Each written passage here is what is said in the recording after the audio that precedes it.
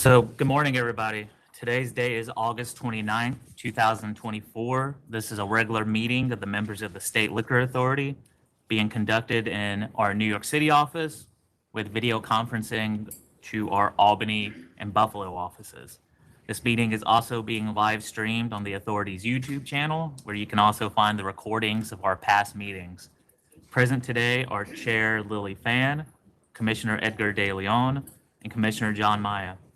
Staff in attendance, General Counsel Shannon Kearney-Sarfo, Deputy Commissioner of Licensing Maureen Hughes, and myself, Secretary Roper. Next regular meeting dates are September 18th, October 9th, and October 30th. While in the meeting rooms, please silence your mobile phones and take any phone calls or conversations outside. And please do not touch the microphones when you approach the podium or the tables. Items will be called in the order they assigned in, first in Buffalo, then Albany, then New York City. When your item is called, please approach the podium and identify yourself. Representatives should also identify their clients who are present with them. Chair, do you have any announcements? No, I do not. All right, great. So we are going to Buffalo first with the... Let's do 73D. So before we go to Buffalo, we do have an in-house item. It is 73D, is a recognition of Lynn Doyle upon her retirement from the State Liquor Authority. Good morning, everybody. So it's been a year since I've been in this position. It's been really great to have really improved retention of our staff, except when they decide to retire and no longer come to the office. Lynn Doyle is a reliable, multi-decade employee of ours. We can, as an agency, always could rely on her to be at the office when something is happening, and so we are sad to see her go. The Commissioner Maya will read our proclamation that will be sent to her in hard copy form. Okay, thank you, Chair Fan. I'm John Maya, and I'm privileged to read this resolution into the record. I haven't been here long, but I always appreciate the opportunity to speak any words to anybody, even the Little League coaches who retire. So I'm very happy for Ms. Doyle, and I will read this as it is written. Resolution of recognition and appreciation, whereas Lynn Doyle, nearing her 25th year with the SLA, began her retirement this month after a long and admirable career in public service, having joined the SLA in October of 1999 and serving as a committed legal assistant in counsel's office for the entirety of her time with the agency. And whereas Lynn has been a dedicated member of the SLA team and is commended for her diligent and capable contribution to the operation of counsel's office, her attention to detail, her conscientious approach to the collection of materials needed to build a case, and her invaluable familiarity with the communities located within SLA's Zone 1. Whereas Lynn is recognized as a vital member of the agency, and her knowledge and expertise were a foundation for the smooth processing of information and case initiation, essential steps on the path to the successful promotion of public health, safety, and welfare. Whereas Lynn, having earned the position of teammate, colleague, and friend, will be profoundly missed. And it is hereby resolved on behalf of the board and all authority staff that we acknowledge the exemplary service of Lynn Doyle and extend to her our sincere appreciation for her many years of commitment to the State Liquor Authority, wishing her a long, healthy, and fulfilling retirement. And it is hereby further resolved that this resolution shall be formally entered upon the minutes of this meeting, and that forthwith a copy of this resolution shall be provided to Lynn Doyle. This resolution issued by members at a meeting of the full board, August 29, 2024, before Chair Lily Fan, Commissioner De Leon, myself, Commissioner John Maya, and Mr. Roper sitting to the left, Secretary to the authority. So I'm happy to be able to, in my short period of time, at least extend this to Ms. Doyle, because I've been receiving help from every department since I've been involved. Thank you. Is this in the record? Yeah. I mean, enter it. Whatever formality there is, I'm sorry. I just want to take a moment to thank Lynn for her service and to recognize that it's Lynn and the people that us in the room and the people who are watching do not see on a day-to-day basis are the spine that holds this agency up and makes it work. So I really want to thank her for her service, and I wish her the best in her retirement. All right, thank you. Thank you. So first item in Buffalo is number 10, Naked Grace LLC.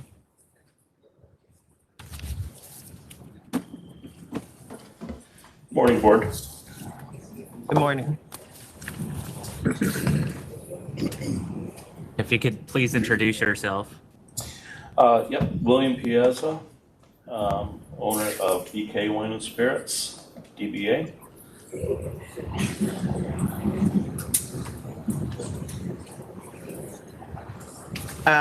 Do we have any protests in the room? Yes, we do. All right, can you guys come up? All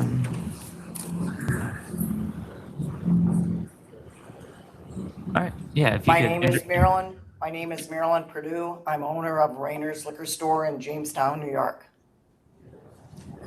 You are owner of...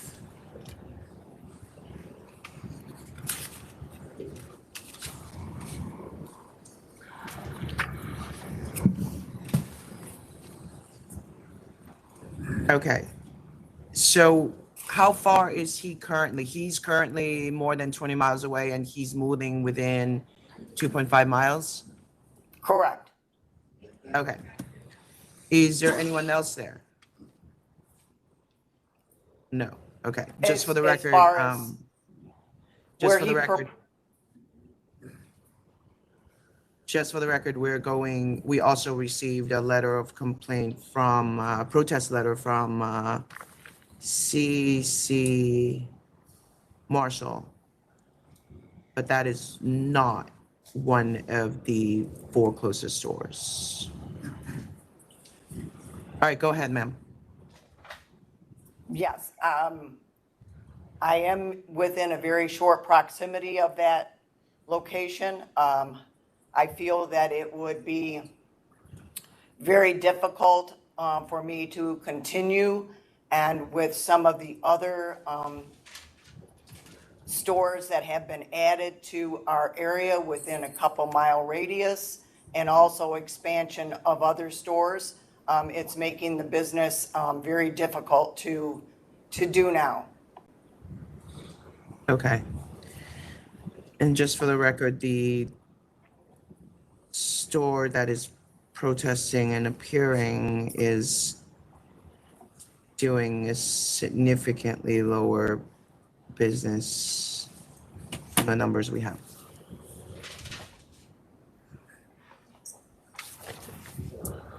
What's your projection? Very slight.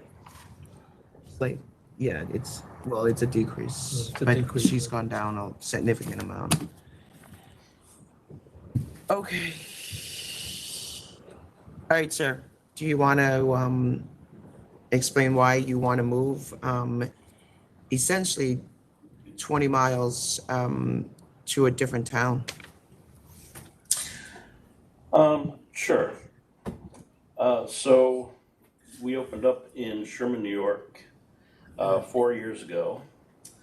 Sherman has a population of a little over 1,600 people.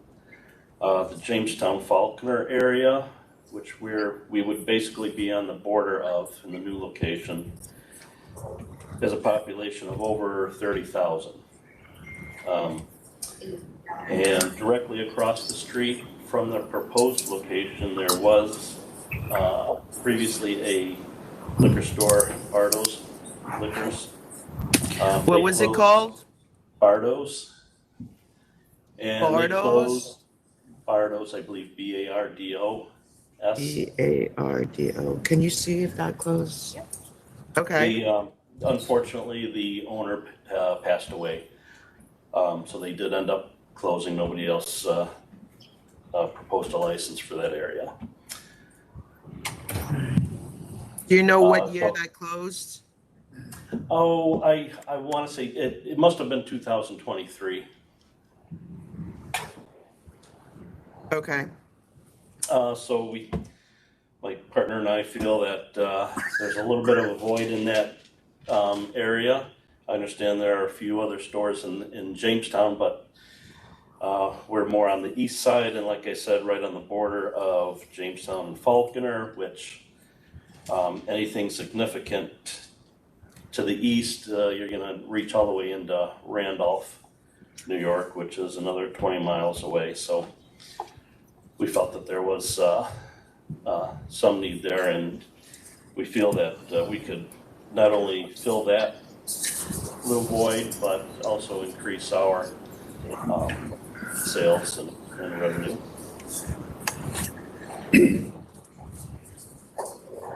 Okay, and who's Maria Monaghan? Oh, she helped with our financing a little bit. My partner's mother, basically my mother-in-law. I see. Yeah, that was to help us open up a little bit, just a little bit of a cash influx. And there is an arrangement to repay her loan, essentially, or what's the Yes. deal? Yeah, we have an arrangement to repay that. Okay. The license that you mentioned, it's currently in safekeeping. I'm just trying to determine if there's another application pending. Okay. There's no current license pending, but they have it in safekeeping, which means. they're How either long gonna- has it been in It's safekeeping? been in safekeeping since, Is it more than 6 months?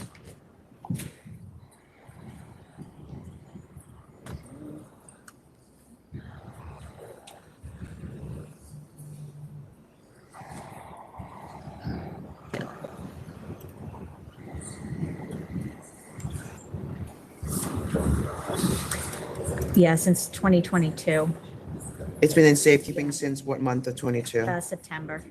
So we've got to reach out. Yes. Yeah, that's too long. All right. So your current retail size is what?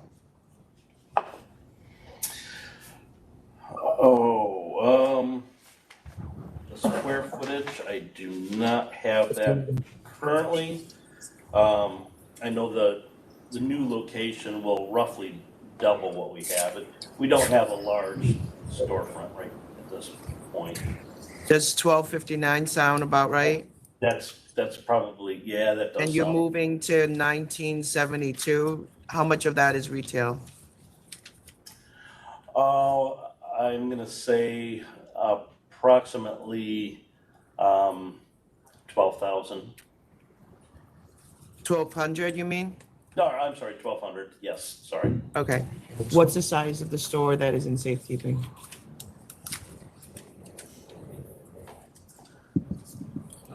So is that the one that is the closest? So there is a store that's 0.08 miles away. Is that the one that closed? Falconer? So the one that closed is Josephine Graves. The Okay, square footage is 790 square feet. 790. But I see one that is very close here. Can you just take a look at this one? Yeah, which one is it? Sorry. It's 214 East Main Street. So that's Bridget Yes. Cusimano. Yeah. And they did not respond to gross sales. How close are you to this other store in 214 Main Street? Yeah, I'm gonna say it's at least a half a mile, very small store from what I understand. He was, I haven't spoken with him, but he was intending on selling the business at one point as it It's a is. key because it looks like it's,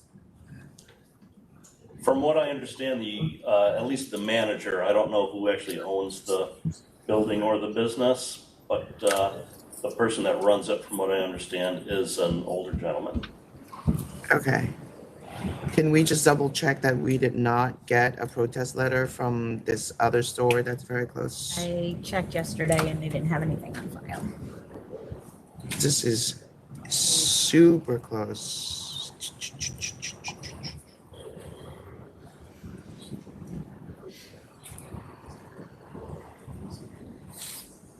Would I be able to give you a little information on the gentleman in Faulkner? Absolutely, please. It looks I like do it's know one his lot. name is Joe. I'm not sure what his last name is. I do know because some of the people that call on me as far as representatives for the distributors, they say he's an older man who has his daughter helping him some, but they don't even have any type of computer or, so it's very, very small. With that being said, he doesn't have a lot of access to updated technology in his storefront. Okay, thank you for that context. All right, it's 1 mile away. Our numbers are wrong. All right. All right, what do you guys think? All right, done. Ready to vote? I got a couple of questions. Okay. So, what I see is you're going from a store that's 1,259 square feet to one that's 1,972 feet, an increase of 56%. What you stated on your application is that you were doing that because you were seeking a larger customer base. That's what's stated in the application. The store that you would be replacing, the closed store reference, was only 700 square feet. So the store that you're proposing is well over twice that size. As I look at the numbers that we've received, the gross sales, we got numbers from 3 stores. We requested from 5, 2 did not respond. And again, for your benefit and for everyone else's benefit, I do not count the COVID years. I either go to 2019 or 2023 if I have complete figures for those years. And if I have figures for 2024, I divide that figure by however many months we have that figure for, and then I multiply it by 14. And when I do that, I see that the numbers are down for the protest store, Raymores, and also for the store Allen. Although the numbers are not really that down by that much, but they are down. So this is a close call for me, but I'm not really seeing a need or any public convenience and advantage by having your store there. Would you like to respond? I feel that there is a need in that area. Particularly, there's maybe how you would say a lower income area where a lot of people are maybe on foot and might have a little bit more of a difficult time getting around. We could certainly service that area and that need. And just with, like I said earlier, the overall population is just so much larger than what we're in right now. I feel we, personally, from our own business standpoint, I feel that we'll probably be maxed out here.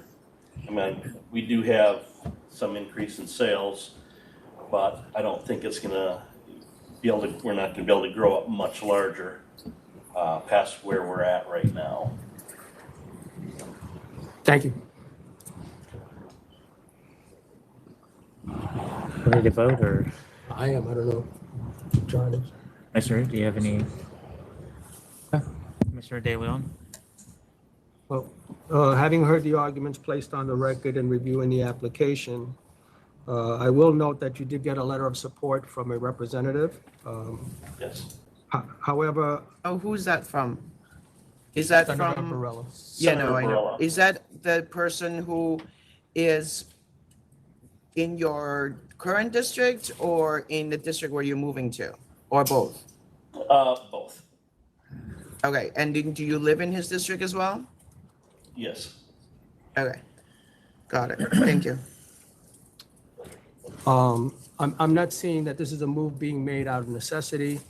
It's one being made to seek a larger customer base, and looking at the numbers, that just doesn't seem to be the case. They are slightly down. So respectfully, with all that said, I'm going to deny the application.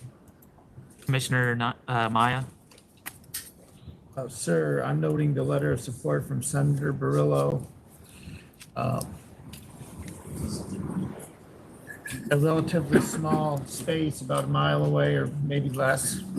In your candor, you stated a half a mile. It seems to be farther away. So I am in favor of your application. I vote yes. And Chair? With the store across the street in safekeeping, and that's been over 6 months, so I'm going to, for the purpose of this application, consider that a closed store. So I'm gonna see you as replacing that store.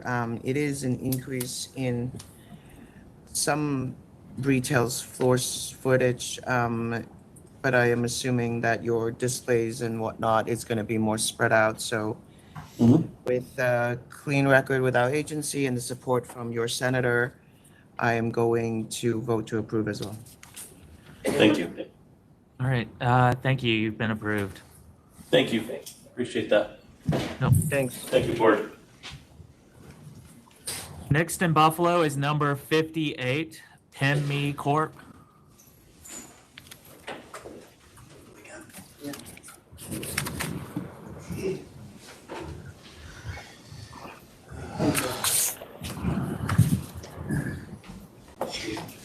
Good morning, members of the board.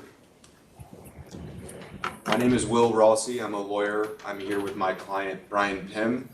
I'm here on behalf of PIMM Corp.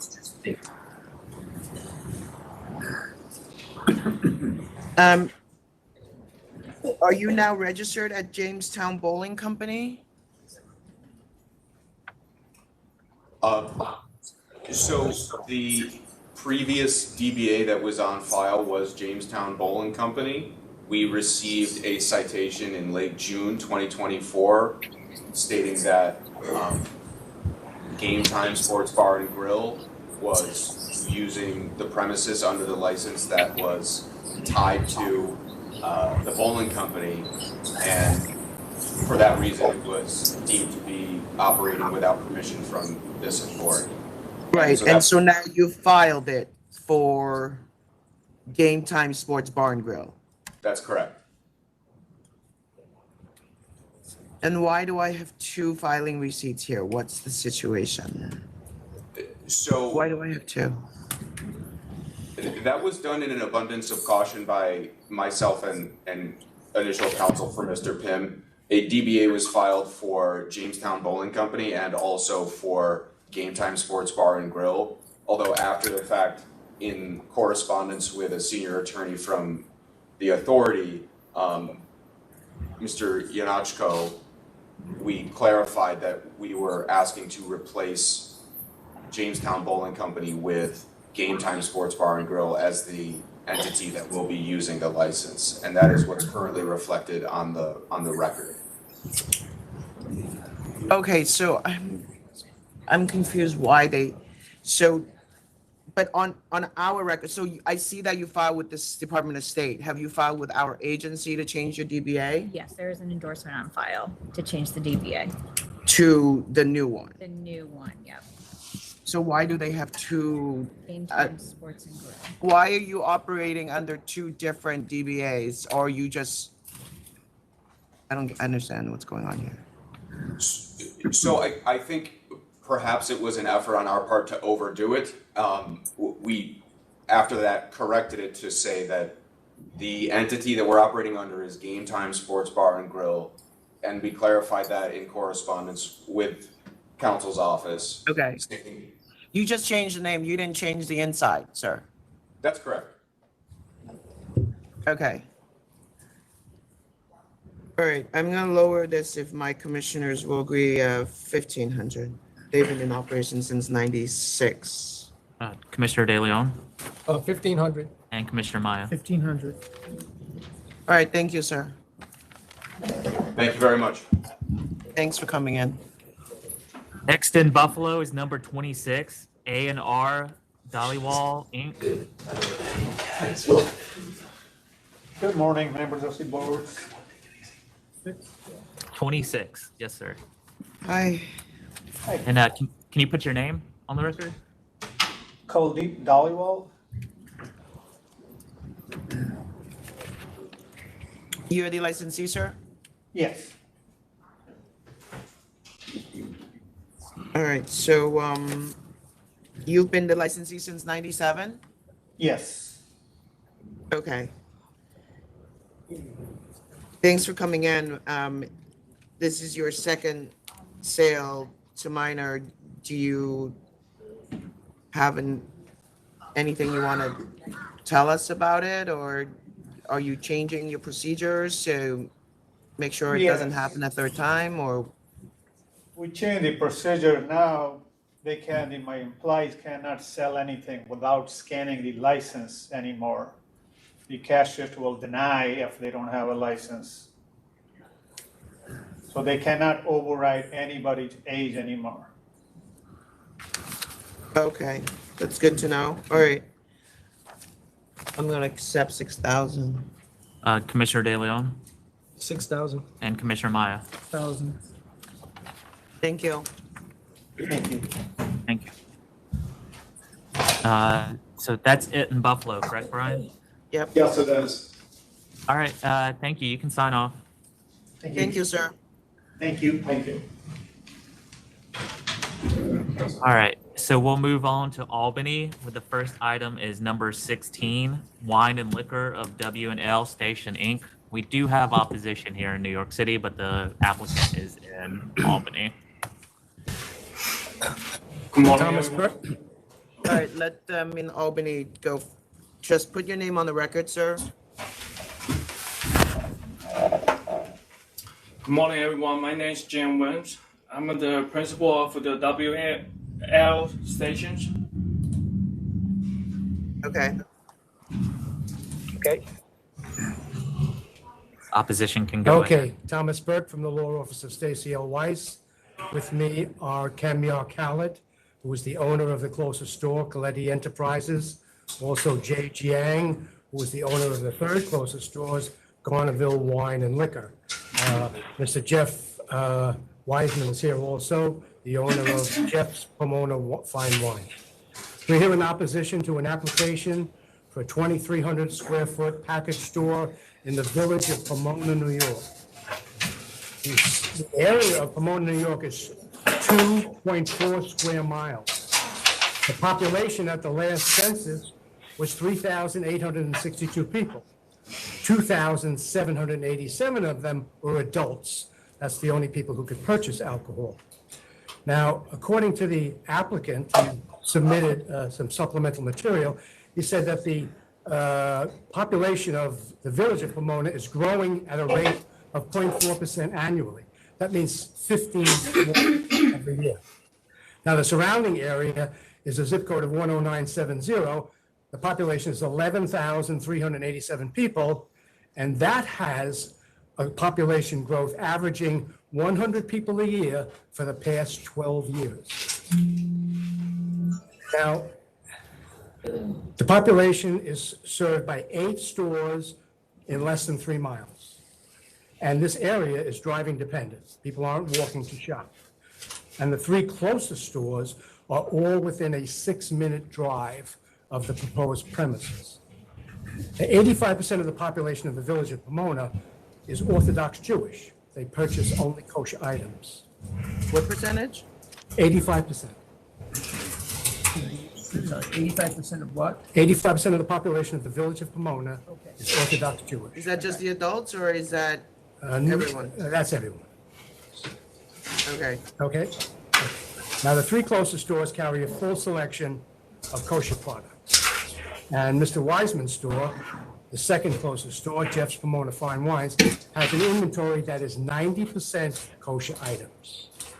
Now, there is a 3,000 square foot store with 100% kosher, only 3 miles away, 2.8 miles. 2.8 miles away.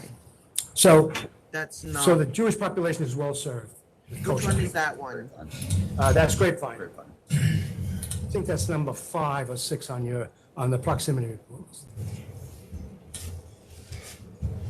Grapevine at 455 Route 30 in Monson. Number 5. Number 7, Grapevine Wine and Right, Spirits. 7. The 7th closest store. Okay. Got it. Okay. Now, as you can see from the gross sales letters that were submitted, the closest store is the CABARET store, which is 2,000 feet away from the proposed location, has seen a 23% drop in sales from 2020 to 2023. And year-to-date, there's a 7% drop in the year-to-date as compared to the same term last year. Okay. And Mr. Coward sent out this year, he sent out 4,000 mailings to his customer list, offering them a 10% discount if they brought in the coupon. 5 people showed up at the coupon. Okay. Now, based on Commissioner DeLeon's formula, Jang store is on track to be $100,000 less in sales this year than last year. What's the name of that store, sir? That store is Garnerville Wine and Liquor. Garnerville. So you can see, What I have, using 2023, where they made $716, they declared. And for 2024, no, that's a different store. It's Garnerville Wine and Liquor, not Garnerville Wine and Spirits. So it's the 3rd closest store. He reported $272,000 year-to-date, first 4 months of the year. All right, you can continue. I'll go back and look at those figures. Okay? And using your formula to extrapolate from that year-to-date, it seems by multiplying using what you say, 4 months, and then multiply that by 14, he's on track to be $100,000 lower in sales than last year.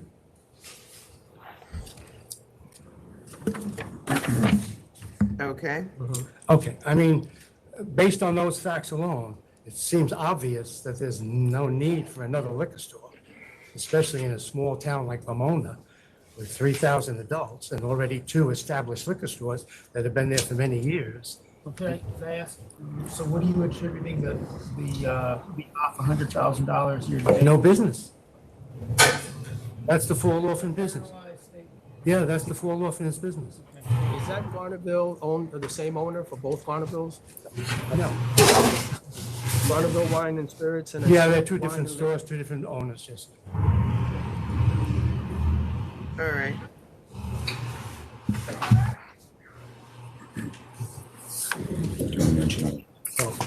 Relationships with suppliers, we have everything. Yeah.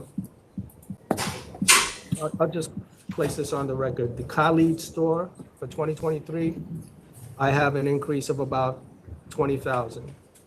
Jeff's, 2023, an increase close to $1 million.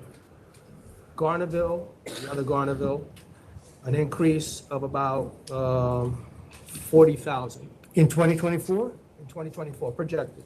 Well, I take the first 4 months, like you said, I divide it by 4, and I multiply that by 14. I'm going to do it again. That comes to While we- $102,000, yeah. That's the number that I have. What's the number, I'm sorry, Commissioner, what do you have on that? For 2024, I project 761, Okay. 659. And then for town, an increase of slightly over $100,000. Now, the Garnerville that you're referring to is the wine and liquor or the wine and spirit? Yes, Garnerville Wine and Liquor LLC. Okay, all right, give me a second. Sorry, not to interject, but for my store, Quality Enterprises, we're down. We're not up this year. We're definitely down. And on the gross sales, it Again, reflects that. this is not a perfect science. No. It is an approach that I take so that I don't feel that I'm just being arbitrary and capricious up here, that I'm using some kind of sound numbers. Sure.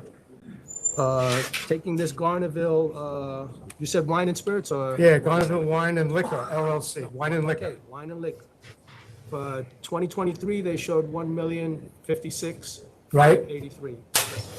For 2024, for the first 4 months, because we only have figures up to May 3rd, Right, they show 272,463. correct, I would take that number, divide it by 4. yes, And multiply it by 14. and you'll get $102,000. Yeah, I could, So it's gonna be down a lot of money, I'm yeah. gonna check it, because I Yes. think what happened is I got, with the two Yeah. Garnervilles, I got confused. Thank you, sir. And thank you for providing me with that formula when I asked you. It's something to work with. And sorry for asking, but the reason for multiplying by 14 rather than 12 for extrapolation? So, One of, the boost you get in November and December. I got it, but we're overlaying year-to-date versus year-to-date, we're down. So we're not incorporating holiday sales. Well, presumably there were holiday sales in 2023. Again, this is not a perfect science. And using the number 14 actually came as a suggestion from one of council's clients. And I'm always willing to listen if you guys have better ideas than I have. For sure. Everybody here, for the most part, has been doing this longer than I have. For sure. Thank you, sir. Have anything else? No, do you want to hear from the applicant? now? If you want a second. Yeah, I would like to speak. Oh, yeah, okay, go ahead. Hi, my name is Jeff Weissman. I own Jeff's Motor Fine Wine. Always proud to say that I'm a veteran-owned store. Going over the last few years for us, going back about 6 years, our location was 900 feet away down the road. And over a 6-year period, the neighborhood changed so much that we were losing an average of 2 customers a month. So what happened was Evergreen Shopping Center opened up a new shopping center 900 feet away. So they came to me, they wanted to buy my store, then they threatened that they were going to put somebody in the shopping center, which would have totally killed us. But they did some research and found that 900 feet away was a little bit too close and they probably weren't going to be able to do it. So they asked me if I wanted to move. So at that point, I really felt that I had no choice. I used all my money. I did a ground up build out. And we've been concentrating mostly on kosher wine, and it's been going a lot better. But we made a very big investment, and it's, it's definitely on the upside, but on the other point is that he's only, the new proposed store, which is almost 1,000 feet bigger than me, is less than 0.4 of a mile away and 0.3 of a mile away from Cam, so. And I know that we're up, but we're up because we made a big investment, and I'm hoping that, we can protect that. Thank you. Sorry, I just want to touch on some numbers. So for the formula, for year-to-date, for the first 4 months for 2024, our store, including sales tax, grossed 169K. So if you take the sales tax out of there, and you extrapolate it by 14, we're reaching 507K. So we're still down. So maybe something represented in the numbers is not accurate, but we are still down, even incorporating the suggested formula by council. So another thing I want to say as well, and I know this is redundant information, but our store has been in existence as a liquor store for 35 years. It's been owned by my family for 14 years. My father has been the primary face of the business. He, not to get into a sob story, passed away last year, but the numbers were down before him. So we were loyal. We've been loyal to the community. We've always served the community compliantly. We hire 2 employees locally. Anytime someone comes from anywhere asking for any selection of anything, whether it be kosher, whatever it may be, and that's what Jeff focuses on, that's what Grapevine focuses on, we bring it in. Even if we make $1 off it, we will serve the community. Southern, Empire, Opeachy, Trivan, Venture, you name it, any vendor in the community, if someone suggests a product to us, like XXL, which is a new product of a wine, we'll put it on the shelf, even if we don't make any money off it.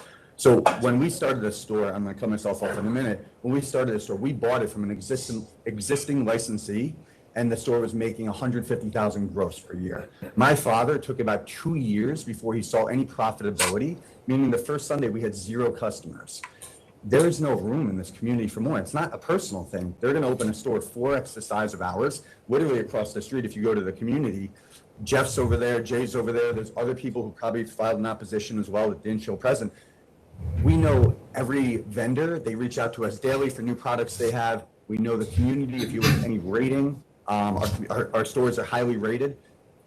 You put a store that's 2,400 square feet that has the same relationships, it's gonna do wine tasting, it's gonna do New York products like we serve. The odds are they might not make it, they might shutter after a couple of years, but there's gonna be more damage to our business. It's basically scratching to stay profitable right now with my brother and I running it and 2 employees that we hire locally. So again, I reiterate the same statements that Council and Jeff mentioned, and probably Jay will mention as well. There's not a fit over here. There's no added benefit in my personal opinion. Obviously, it's for you to interpret whether or not it is. We carry every product. We know the customers. We're local. I don't think there's any plus to it. But the numbers, I would like to state for the record, are down, including your new formula. Well, again, with the formula, I did not factor in sales tax. Oh, no, I removed that. Net, you know, we could go on and on with the numbers. This formula is just something that I use with the gross numbers that we are given. For sure. When we come here. So that I feel that I'm not doing things, but I'm having some sense. They're saying that. But I'm saying the formula even, yes, Can you correct. get on the record whether you think they are right or you think that your formula, that the ones that I don't you need did. to, I don't need to make that decision at all. Oh, no, sir, I'm not disagreeing with your formula. There's no, whether your formula is right or my formula is right. There's no need for me to make that decision. No, I'm just saying that they I did. respect your formula, okay? It's not the formula that I've used. Sir, I'm not arguing your formula. I'm saying that I'm not arguing either. I respect what you did. I did not factor in sales tax or net profit or, you know, rent or anything else. I mean, we could go infinitum with that. So I appreciate your numbers and I appreciate your argument. You're very passionate about your argument. I don't think I need to decide which formula is better or not. Your Sir. formula was actually better than anything. I agree. I'm saying even incorporating your formula, the numbers are still down. So I'm saying maybe the numbers presented are wrong. May I ask you a question, sir? Just. Yes. Sorry, I didn't mean to point at you. You're Mount Ivy, right? Correct. Okay. All right. And how far are you? You are Jay Evans? Yes. Okay. 7/10. How far? You are 7/10 of a mile. Okay. And Mr. Evans? Mr. Weissman, Jeff. Oh, I'm sorry. Yes, I heard you say that. My mother I came up with the apologize. name. Okay, Mr. Weissman. And you, after your build out, you seem to have gone up about 500,000. Yes. I mean, that's what the numbers look like, correct? We're definitely up, but the thing is that, like we talked about before, that there's not a lot of building going on in the area. Right. But the neighborhood is changing every single day. Okay. So I'm catering to the Jewish community, Right. and yes, we are up, but we are up because we made such a big investment. We're Right. paying double the rent, Right. we have double the employees, so, Right. I mean, everything sounds good and it is good, I'm not complaining, but Right. we're working very hard to keep working. The revenues from the public are up about, looks like 60%, correct? So you became more competitive, would you say? Yes. Okay, all right, okay. And so, Mr. Sir, Sorry. Go ahead, yes. so is the increased competition from right down the, from 0.7 miles away, that could have an effect on your numbers also, right? Jeff's store? Yes, sir. Yes and no, because Jeff primarily caters to the kosher community. So more on the no. Members of the board, just an add, not so much about the sales figure where we can argue all day about that, but the public convenience and advantage. Jeff is in the supermarket, shopping center, and then my store also is in the shopping center with the ShopRite. And then we got Cam sandwiched in between our two stores. And then this new store would be 0.4 miles from Cam and then another 0.6 miles from Jeff and maybe about 2 miles from me. I don't Okay. see where the public convenience and advantage is provided by this new store. I'm within the in the shopping center and then Jeff also. Who are you? Which one? I'm from Garnerville Wine and Liquor. Okay, wine and liquor, not wine and spirits. Correct. Okay, thank you, sir. All right, thank you. For the applicant, I do kind of want to put on the record, though, you do have an attorney, but the attorney is sick, correct? And told you to disappear? Yes, he got a disease. Okay, so, let's ask him a few questions. So you live in Corona, so that's not very close to this store, right? No, I got the apartment on New Cities. I'm sorry, what? I got apartment in New Cities. He has Rental apartment in house. New City. So you live in New City? Yes. Hold on. Yeah. Why is he not here? Oh, yeah, you're gonna ask him. Okay. He should have said that in the beginning. Yeah. Do you want to proceed without your lawyer? Yes. You sure? No. I don't want to wait for that. Okay. So you understand that you're waiving the right of your representation because you have a lawyer on record. Yes. So in theory, you're entitled to the representation. Mm-hmm.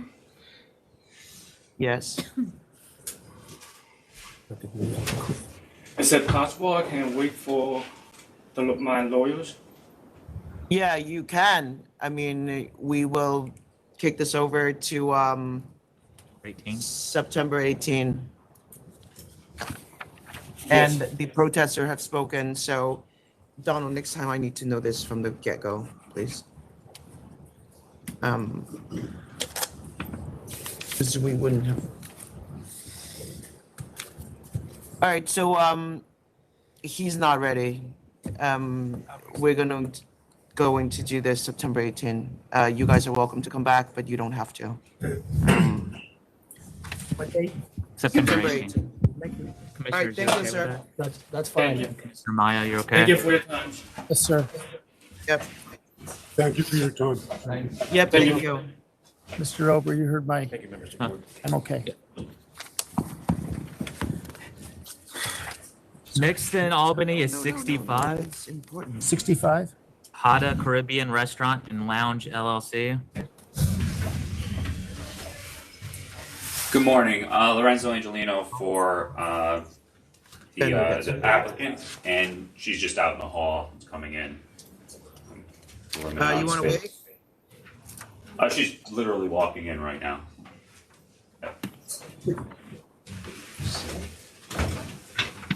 No. 5. Yeah. 65. 65, right? That's it. So just say your name for the record. Ermeline McLeod.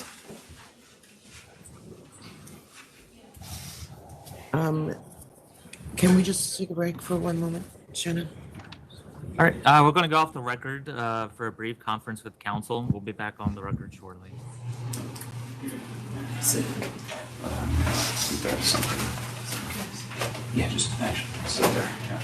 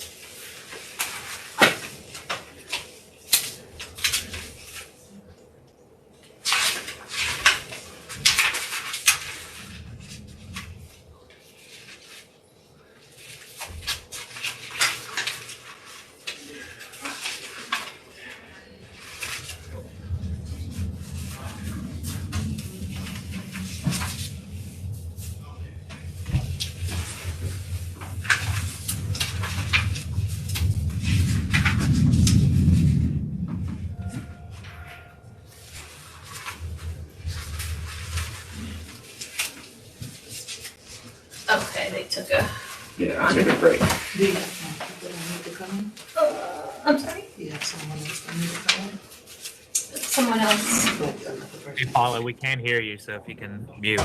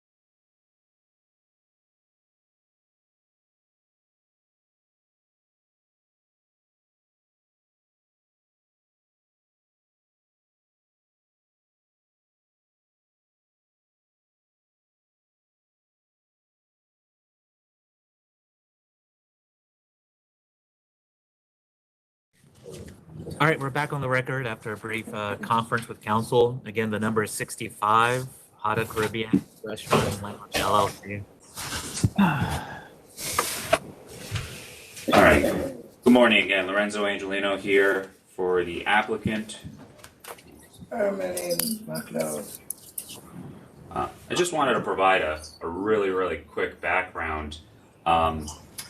When we sent in the notice, the city of Newburgh never copied either me or my client on their opposition, so I didn't know there was this opposition letter in the record until 2 weeks ago when we got notice for this hearing, and they sent it to me, or the liquor authority sent it to me. I had no idea, so I would have had the applicant go to the city of Newburgh much earlier to kind of introduce herself and the business, because they apparently did not know her business at all. We just sent in the notice, and then as of this morning, I did finally get a response from the city of Newburgh. Not finally get, this is her response as of this morning, was that they're just waiting on a couple of other departments with respect to the location, but they don't have any objection on record yet, but they haven't completed that since I just kind of asked for an update a week ago. Because I didn't know that there was opposition.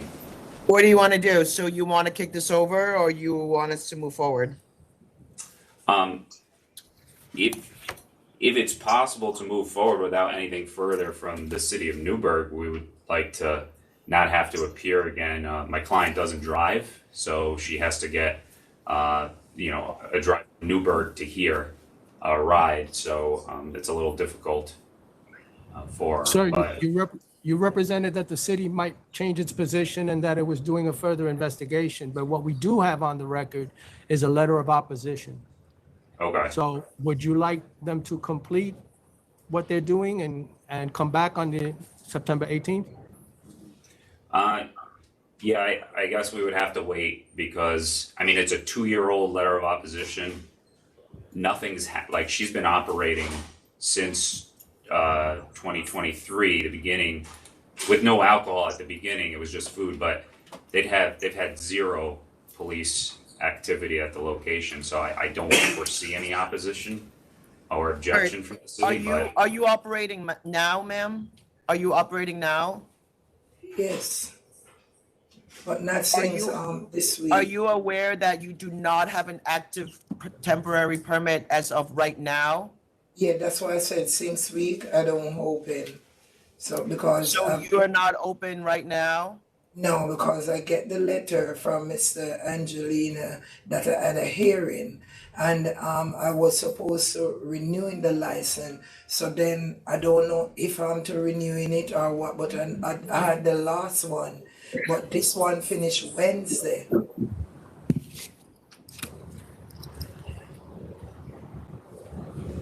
So I should get a new one. I don't know if it makes a difference, guys, but if they want to, they can try.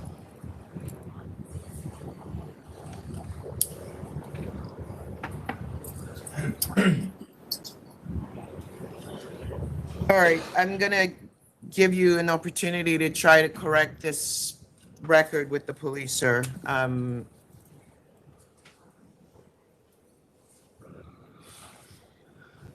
So September 18th. Okay. Mr. DeLeon, September 18th. Commissioner Maya. 13th. Can I do the permit? Yeah. Or what? Yeah. So I could do it here? Yeah. So you cannot sell, ma'am, when you do not have an active temporary permit. So can I do it now? Because it's just up Wednesday gone. So, but because of the hearing, I didn't know what to do, if I could renewing it or so I have the form with me. Is Amy there? Amy is there, right? Amy's there. So, sir, would you go talk to Amy Mel, go out to the front and ask for Amy in licensing, and you guys can talk through what needs to happen, because she does not have an active temp right now. Okay. All right, thank you. Thank you. Thank you. Thank you.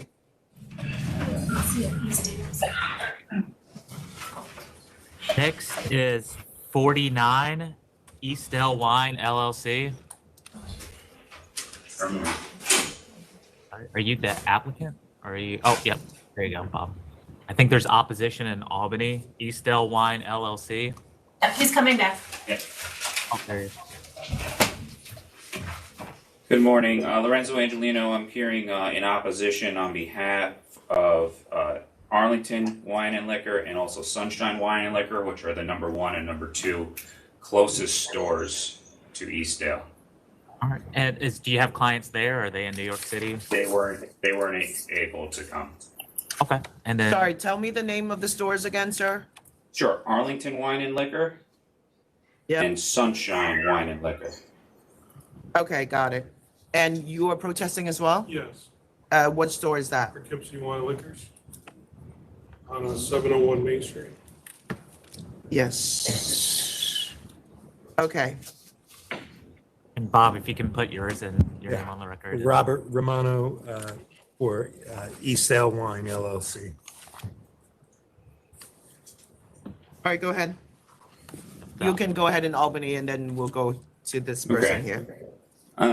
Not to reiterate all the numbers and facts that I had submitted, in the opposition papers, just to point out, just to kind of, since I live in that area, the proposed new store is going to be literally in between the two closest stores on the same road, which is Route 44, which is kind of like the main road between Poughkeepsie and Pleasant Valley. It's a main commercial road. There really isn't any other in that area. Arlington, which is a larger store, 11,500 square feet, is about a mile down, closer to Poughkeepsie. And then Sunshine, a smaller store, 783 square feet, is 2,800 feet from the proposed location. In total, that there is within 3 miles, I believe, 8 stores already in this area. So they're really rather close. Adding this store, I don't see any, again, public convenience. It's really tight. And then the numbers, they both submitted updated numbers. We can see Sunshine is fairly new store, 2021. So it's kind of leveling off. Arlington, their numbers are decreasing. They had a 6% decrease. So I don't see any public convenience for this new store right in the middle of these two stores that are already established.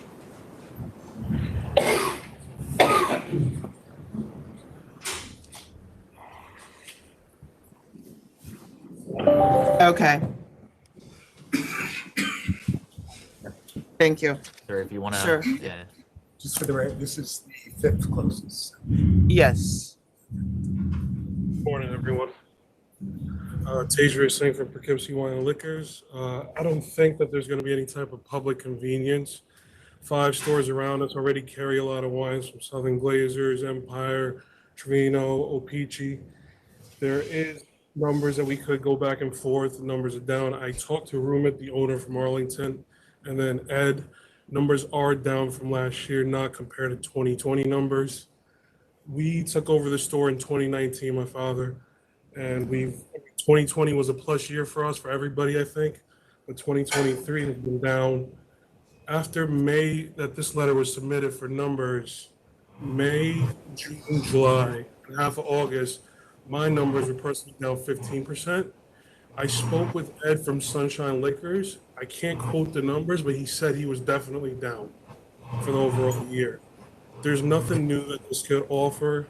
Crazy Bob just opened up 4 years ago, which is around from where I am. And then last year, there was a store that was being opened on Innis Avenue that I had to come in for the board meeting, and it was denied. There's too many stores in the location. There's already so much in Dutchess County. The competition is crazy, or the way we're buying, it becomes very difficult to flip through inventory. That's one of the bigger issues. I mean, me personally, on my shelves, I have to double row, and I have to keep track of inventory of when I can buy again the next time. It is difficult. This new store, I don't think will offer anything as a public convenience for the public. Thank you. All right, thank you. Thank you.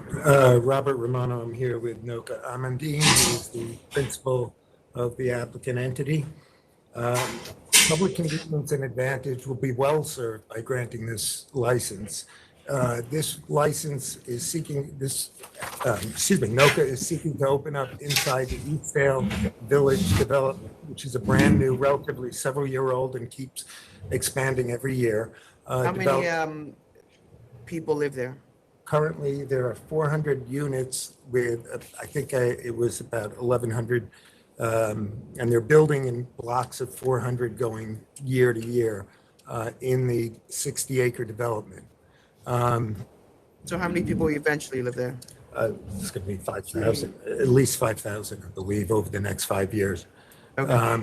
And what they're looking to do is create what NOCA's looking to do is open up a very high-end wine spirit store, but she has a niche that she like, which is buying female-owned, manufacturers and distillers products coming from female-owned businesses. So a substantial portion of her inventory, 25% at a minimum, would be products that are manufactured, distilled from female-owned businesses.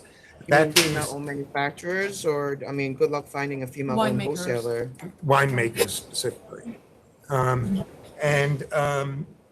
As I said, this $90 million development currently and growing is on over 60 acres. It is a walking community for the 1,000 residents. It is a walking community, and there are all kinds of new stores and restaurants. It's a beautiful little town, and a boutique wine store would be a perfect fit in this location. With regard to the sales figures of the 4 closest stores, I noticed the 4th one didn't submit any figures, so I assume that you'll look at that in my client's favorable to my client. They were transferring license. I don't mean to interrupt. I stepped over to have a conversation. Okay, all right. Regardless, there were no numbers submitted. So for whatever reason, I don't mean to cast aspersions on the reasons for not submitting, but we don't have those figures. Right, yeah, I see that. The closest There was store. a temp issued, so it's not a closed Okay. store. All right, but I'm saying we don't have the numbers for Fair enough. whatever reason. The closest store, if you, using Commissioner DeLeon's formula, the infamous formula, I have an increase, the 24 projection of 451,000, which would be a 15% increase. The second closest, albeit I will give you that they did go down somewhat, but that is still over $9 to $10 million in sales on that store. The third closest store showing, using that formula again, 1.827 in sales, which is a 9.5% year-over-year increase.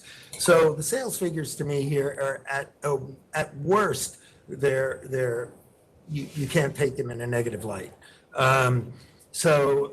Again, we have letters of support from the former county executive, the Chamber of Commerce, as well as the Dutchess Tourism Bureau. And again, it would be a shame not to have this beautiful wine boutique and spirits.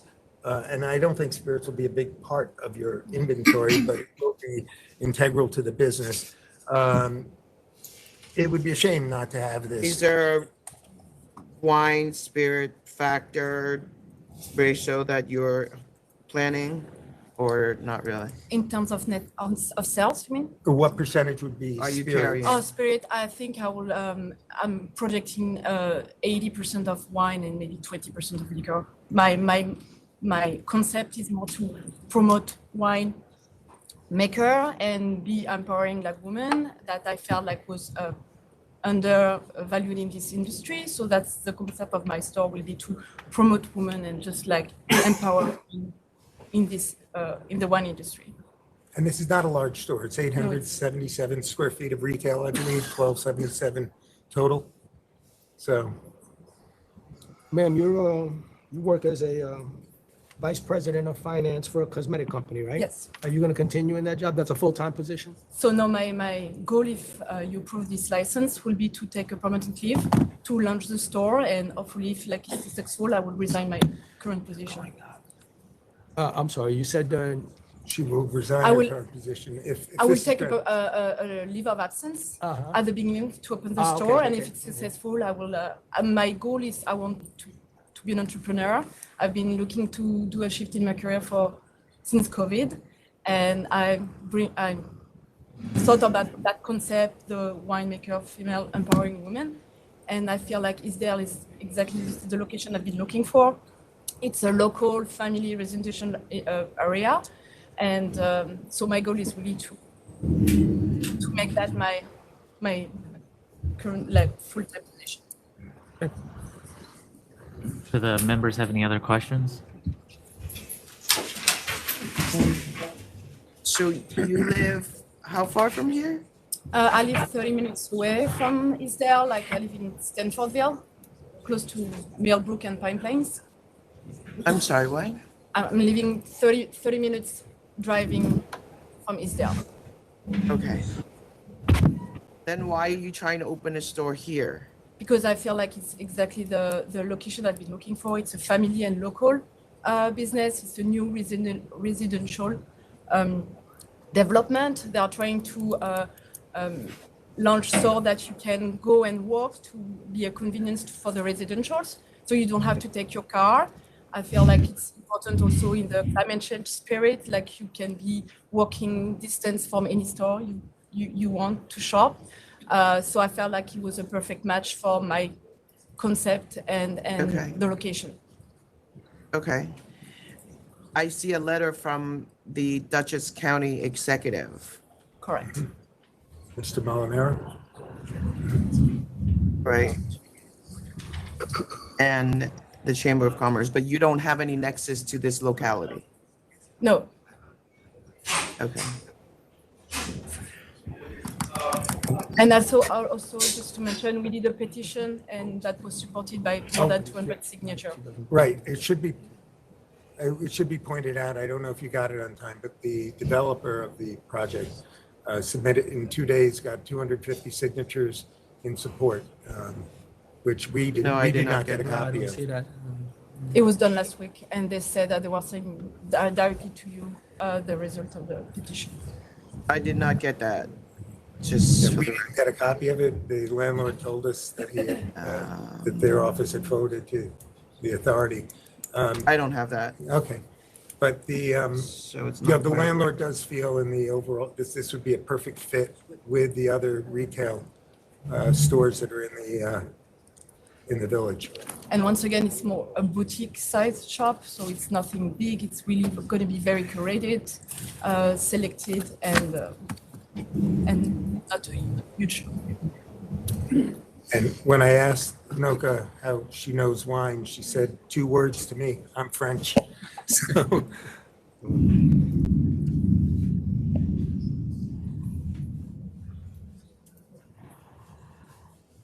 You have questions? Yeah. Go ahead.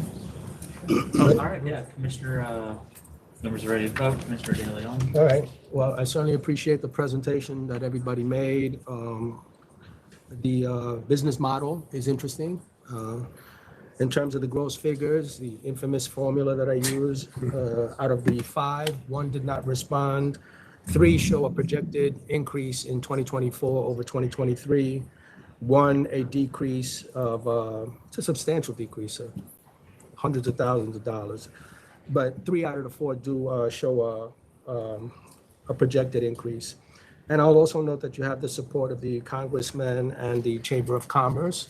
No, I think it's the county executive. Molinaro? There's a And Chamber of congressman? Commerce, yes. No. Molinar is now. And- yeah, we say he's a former. Oh, I see. Former. I Okay, don't wanna- got it. And the Chester. And the Chamber of Commerce. And I accept representation of counsel regarding this petition, although we don't have it. Have you actually seen this petition? No, We talked and they said they were Oh. going to send directly to you. It's there. It's in your supplementals. If It you is? check. Yeah, it starts page. Is that one of those like late night? It's No. page 11. Page 11? 28, right? It's 49.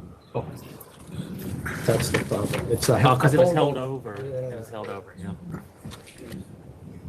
49, give me a quick second.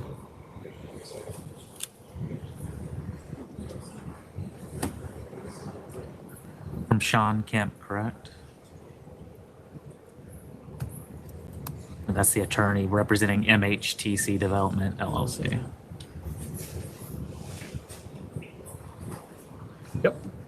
Okay. So with all that said, I'll vote to approve. Commissioner Maya Approve. and Chair. I will vote to approve. Thank you very much. Thank you very much. Thank you. Thank you. So we do have more in Albany, however, we do have a Spanish interpreter here. So I'm gonna pull some items for the Spanish interpreter. If she can come up. Ms. Garcia. First item is number 5. SABOR ISPANO Restaurante Inc. What happened to 37A? Oh, interpreter. I see. Yeah, he just said.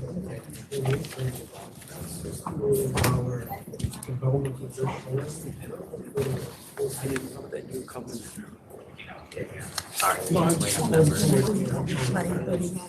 What's your head going back? All right, yep. Sorry. So like I said, we do have the Spanish interpreter. All right. Yep, number 5. You can go ahead and. Good morning, members of the authority. My name is Jonathan Schloss. I'm the law firm of Schloss and Schloss PLLC. I'm here with my client, Maria Toribio of SABOR ISPANO Restaurante. This was a case of simple lack of diligence in removing a gambling machine. The inspectors that were there did not observe it to be it was on, but no one was gambling there because no one was gambling. It was just a simple case of laziness in having it removed. I did submit photos of the same area showing that there is no machine there anymore. I've explained it to my client, who understands that the machines should not be there, and in fact, they were removed. So we're submitting a conditional contest offer of $6,000 to settle the matter.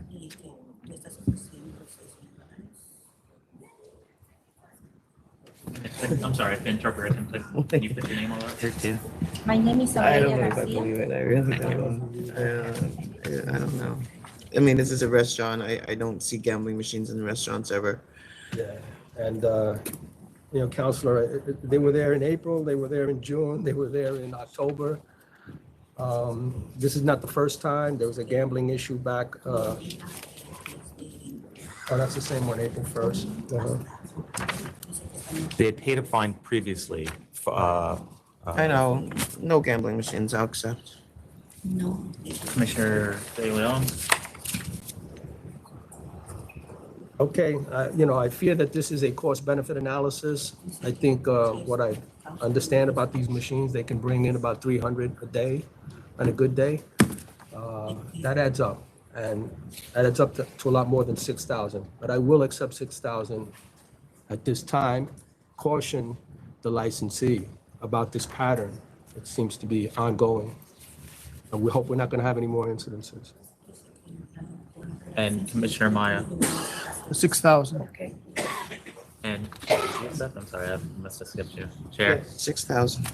All right. Thank you. Shannon. All right. Yeah. Thank you. Okay. Well, I have other items. That Yes, I have one. Spanish interpreter. I have one more item. I don't need a Spanish interpreter. Oh, I'm No, I sorry. have to go do it. Oh. Sorry. Next is 54, IO Group Corp., DBA Ajo and Oregano Restaurant. Thank you. Wait, but you gotta get him before we let her leave, right? What item is that? You know what item that is that he needs? Says he has one more. Yeah, He doesn't need the Spanish. No, he does. He said he has one more that. Wait, sir. The lawyer. Mr. You said John. you have another one that needs a Spanish interpreter or not? Okay, never mind. Thank you. Good morning, members of the authority. Aurelia Tavares here for the IO Group, DBA Ajo y Oregano in the Bronx. On March 27, 2023, we applied for a change in method of operation. Are you aware that we got a letter from the community board suggesting that we deny this? That's really strange because I spoke to the community board before I came the last time and I didn't have any objections. All right, now I got a letter, so, and I just held this over. at this point 15 times. It's just gone on for too long. What do you guys want to do?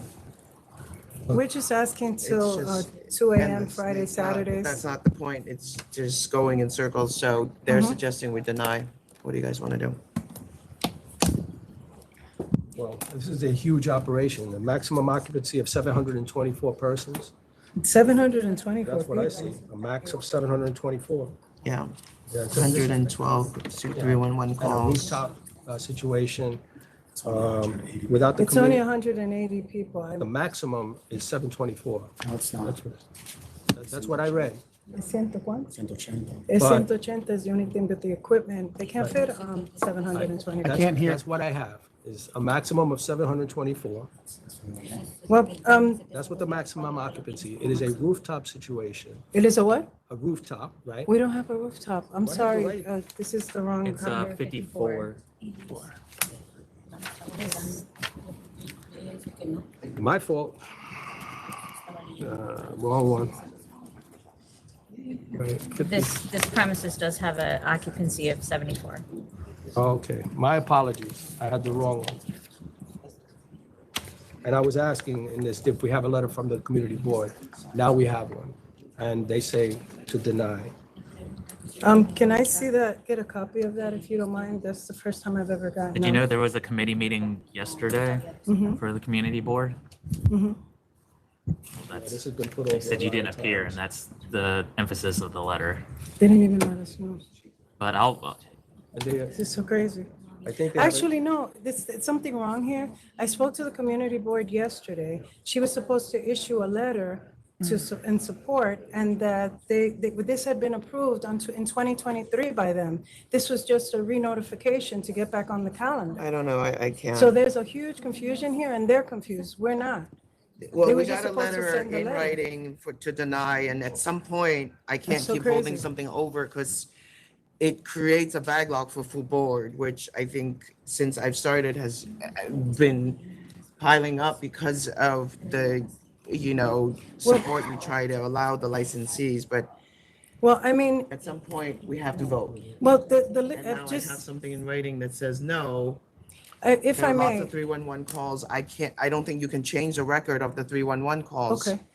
So let me just, what do you want to do? You want to vote or you want It's to? a, Because it's just on and on and on and. They can, yeah, I think we could vote. They can ask for reconsideration and perhaps get a different letter from the community board. okay, because he says it's the same woman that lives upstairs and calls every single day. It's one woman, and that's all she's Well, I think dedicated the to. issue is the outdoor space, right? Because that's, This is, there's two locations. There's White Plains, and then this one is the one by Fordham. We don't have outdoor. Donald, can you print the community board letter and give it to them, and then we have to So they just give do them a want little bit of to time? give us una reconsideración con Um, otra carta del yeah. community board. Okay. Ms. They're- Garcia, how long can you? I don't think it's, Sorry. Sure. you have a ballet on the street. I mean, that's nothing to do with the woman upstairs. Yes, that is true. Well, I think a valet is helpful, so it doesn't stop traffic, but I don't understand where a valet became a problem in this world. It says double parking. Look, we can't run the business for you. Mhm. I have one question that I'd like to ask. All right, I'm gonna. May I ask a question before we? Sure. Yeah. My only question is, and I'm trying to find, I think it's number 15. There is no outside here? Is there an outside or not? No. No, right? And your No. application says no? No. Okay. I just sent you a letter. I'll give it to you, look at it, I'll deal with the community board on that, and then we'll deal with those issues. We don't have to hash them out here. All right, I'm gonna give you some time to read this really fast, but you have to come back because the interpreter has to leave. Is there another case after this? There's one more that's. Okay. Let's put it off. I don't want to take any more of your time. No, This is- we have to vote. Okay. I'm not putting it off. No, I It's mean, been vote, 5 meetings already, ma'am. vote, and we'll come back and request reconsideration once we've addressed All these right. issues. That's not, we don't want to delay this any further. All right. All right, Commissioner so you're Neal. voting? Yeah. Okay. Then, based on the letter that we got from the community board, I respectfully deny the application. And Commissioner Maya Deny. and Chair. I'm gonna vote to deny as well. No problem. Okay, All right. so we'll come back and address that issue. Ahí está la carta. Y me va a pasar la carta para que tú la mires. But either way, give her a copy of it. Yeah, so she Jonathan's has getting it. it. He's getting it for you? Jonathan should be printing it All out. right, thank you. Thank you. I have Alright. the other matter as well. Yep. Chair Fan? Number, you didn't get an email? Next is 55, room 100 Corp. Number 55. Okay. Right. Good morning, members. Once again, Aurelia Tavares. I'm here for Room 100 Corp. Asking for a change in method of operation. We have a letter from Borough President Antonio Reynoso in support of the application. There's no opposition here that I know of. They're requesting Thursday, Friday, Saturdays, later hours, you know. Yeah, they already have it. Do you have any letter from the community board on this? No. We went to the, we went to the community board. This is, if I may, Chair Fan, you who are so familiar with the community board process, this is a funny community board. We've been there like 4 times. They lose the paperwork. There's nobody there. They don't know who's on. They put us through, I've been there until 11 o'clock at night, 2 nights in a row. It's ridiculous. You know, this is a location. Concern here because the prior license was the focal point of police attention. It was Yes, the prior was. It was canceled in 2020. Correct. It was, the application was first denied as a nightclub in 2020, approved as the restaurant in 2022 with a 1 a.m. closing. There's not recorded music. There's not supposed to be a DJ or dancing or amplified, non-amplified music is allowed. Now you want a DJ, karaoke at 2 a.m. closing, and Sunday through Wednesday, 4 a.m. It doesn't have Thursday to be. through Saturday. The community board was notified August of 2023, but we have no response. And we went there several times. They can't find the file. It's such craziness. But what I'm asking for is, let's not even, with the disciplinaries on the prior application, the prior owner, I'm asking for extended hours, whether they be 2 a.m. We're asking for 2 nights of DJ and karaoke. That's what the public is asking for. Our restaurants are struggling.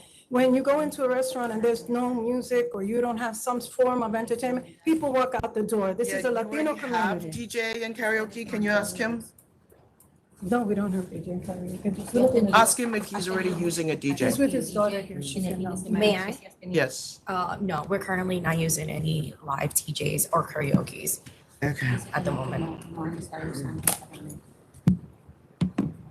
Our community is asking for it every time that we have to close early. Everybody wants to stay, so we just want to kind of give the community something that they've been asking for. So even if it's like an hour extension, we'll kind of help the operations a little better. They close at 1 And a.m. we're not asking every They do day of the too. week. We're asking Thursday, Friday, Saturday. I Even Friday, Saturday till 2 don't like this a.m. community board stuff. I don't like it when I don't hear from the community board. The community board has had almost a year to answer this, and we've been there 4 times. You know, if they don't come to the table, we're gonna be extending this for another year. I did look back through my emails. I believe I mean, it does look like it's we at some attempted point also during to one of reach these out to the compliance community Yeah, board and we I got see back. August of 2023. Or like They're not before with it. then. They're not, this Which is community board's bullshit. just Meaning that not they have organized. They're a to mess. No. What are you inclined to do, Lynn? 2 a.m.? Shannon, can we? All right, let's talk to council for a minute. We're going to go off the record for a conference with council. We'll be back shortly. Go ahead, Shannon.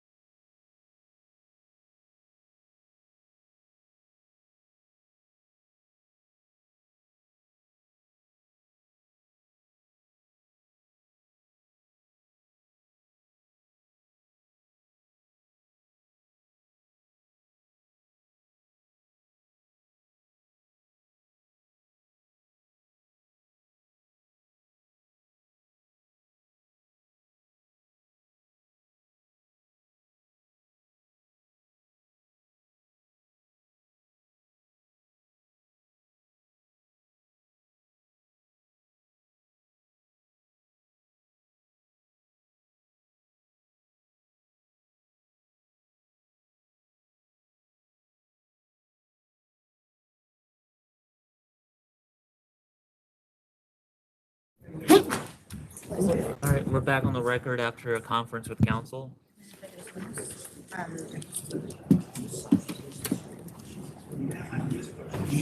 And this is number 55, room 100, CORP.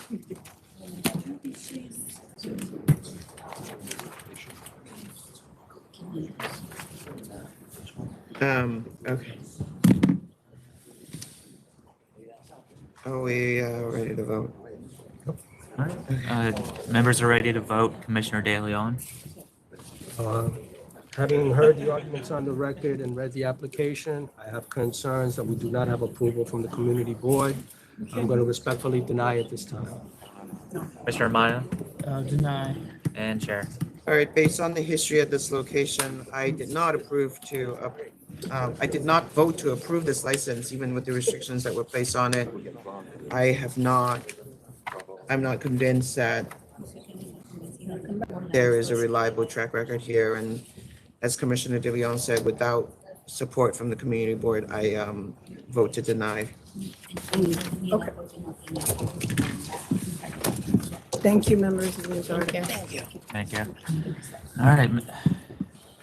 Thank you, Ms. Garcia. Thank you. I did just email it to you. Did you not get it? Yeah, thanks.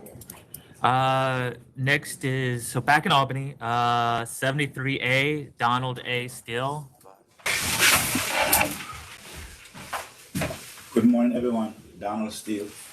Good morning, Robert Romano with Mr. Steele, and the applicant entity is actually Donald E. Steele. We're here before you today, attempting to get an approval of a temporary permit.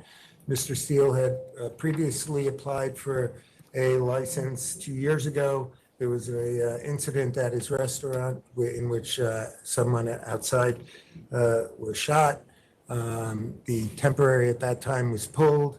We applied for reconsideration, was denied, and some time has passed. He has taken ATAP. We have support from actually the mayor of Utica, and I think that letter says it all.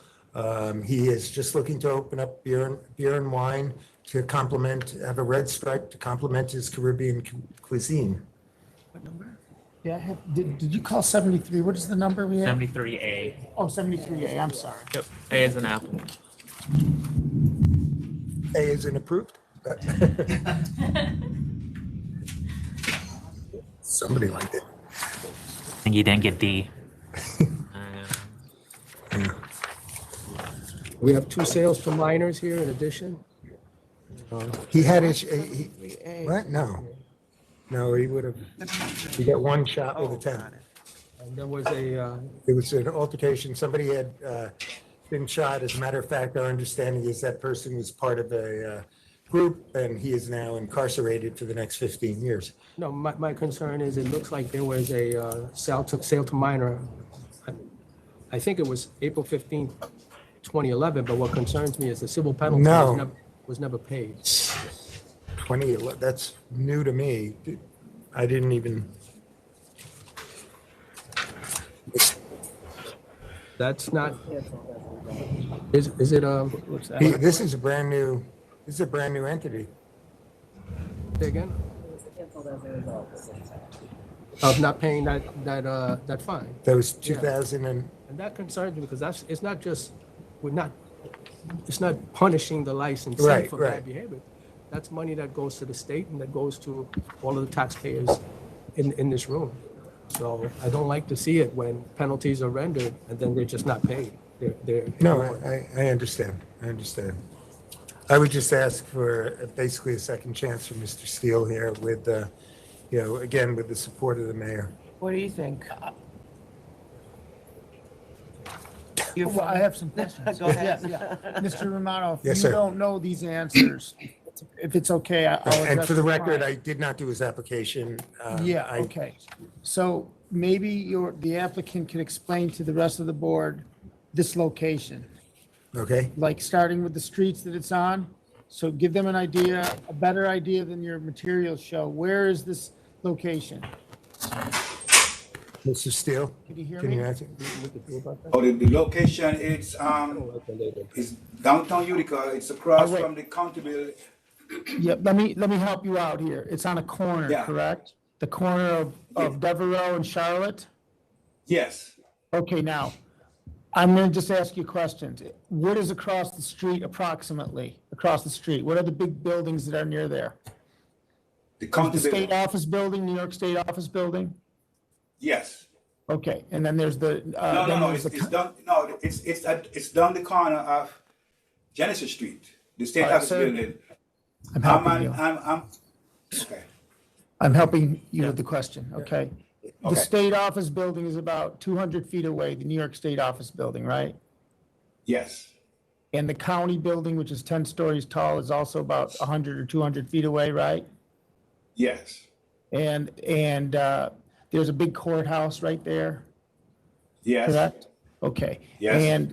And the big bar area where all the bars in Utica are approximately how far away is that, sir? I would say maybe half a mile. Yeah, about a half a about- mile, correct? Okay. Yeah, about Devereux, yeah. So you're a little bit of an outpost, so to speak? Your place is a little bit on the side of Genesee Street where there are no bars, really? Right. Yes. Right, correct? It's pointing out this is a Yes. restaurant. Yeah, I understand that, but other liquor establishments, I should say. Okay, and no, this is not liquor. I understand that. Okay, now, and then the only other question I had is, there's a stage in the location, correct, sir? I could ask you that. I'm not aware. It's already built into the place, a stage? Stage? No. Okay. Is there an elevated platform in there? A seating platform. Okay. The chairs and tables. That's my question. Okay, he's got chairs and It's going to be a seating platform? Yes. Okay. Okay. All right. It's tables and chair there. Okay, all right. Okay, so I don't have any other questions. I asked Right. I so appreciate it. that we could illuminate a little bit more than what the. Right. Are you open during the daytime, sir? Yes, I open from 11. You serve 10 at lunch. night. 11 to 10, those are your hours? Yes. Every night is 10 p.m.? Yes. Okay. Are you okay if we limit your hours to 10 p.m.? I don't understand you. They're asking if it would be okay if you had to close, may I say close the doors or last service, or what are you? 10 p.m. means close your doors at 10 p.m. He's saying he closes at 10. Yes, they were closed at 10 p.m. Okay. All right, so you're really doing daytime 2-meal service, right? Yes. Okay. And you currently do not have a temp? No, that's what we're here This for. is for the 10. Right, and I know. So are you serving food right now? Yes. Okay. All right. Go. Ready to vote? Yeah. Commissioner De Leon? Okay. All right, the fact that you're doing daytime 2 meals and closing at 10, I see that you got a ATAP certificate to deal with the 2 sales to minors that we had in the past. It does concern me that you never paid the $7,000 civil fine. But you also have support from the mayor and support from the councilman there. So I'm going to vote to approve with those conditions, that you close at 10 p.m. Okay. Commissioner Maya? I'm for approval.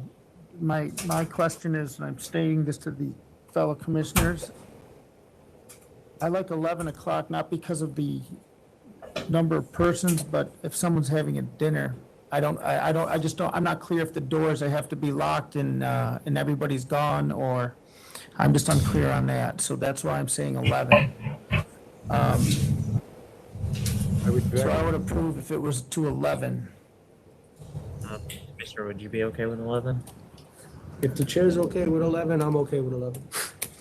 All right, I'm going to agree with Commissioner Mayor, since this is his locality. 11 p.m., however, I'm going to ask for recorded background music only. That's what he has. That's fine. Agree. Agreed. And commissioners, you agree with recording? And the general conditions of no third-party promoters, no private parties for now. I agree. Agreed. Agreed. All right, so 11 p.m., no private parties, no third-party promoters, security guard as needed, please. Thank you. One last question. Do you want the main application to return to members? Sure. Thank you. Thank you. Yes. Thank you very that's it. Thank you, sir. Good luck. Thank you. Thank you. Or better luck, I should say. Next in Albany is number 46, 7 Star Food Market, Inc. 4-6. 46. That's not one of the ones we. 6. Okay, here we go. 46. Good morning, Chair Fan and Commissioners DeLeon and Maya. Mayor Fakuri for 7 Star. To my left is Tarlok Singh, President. You have another convenience store in Dutchess County? Yes, sir?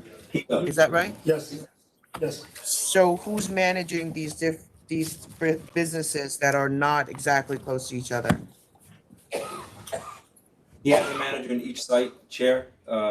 It's the only 2 businesses he has. He had other ones he sold off, but he's got the GHT, which is in Hopewell Junction, and this location in upstate. It's about an hour and a half from where he lives, but he does have a manager on both locations, and I believe they did put manager on the application.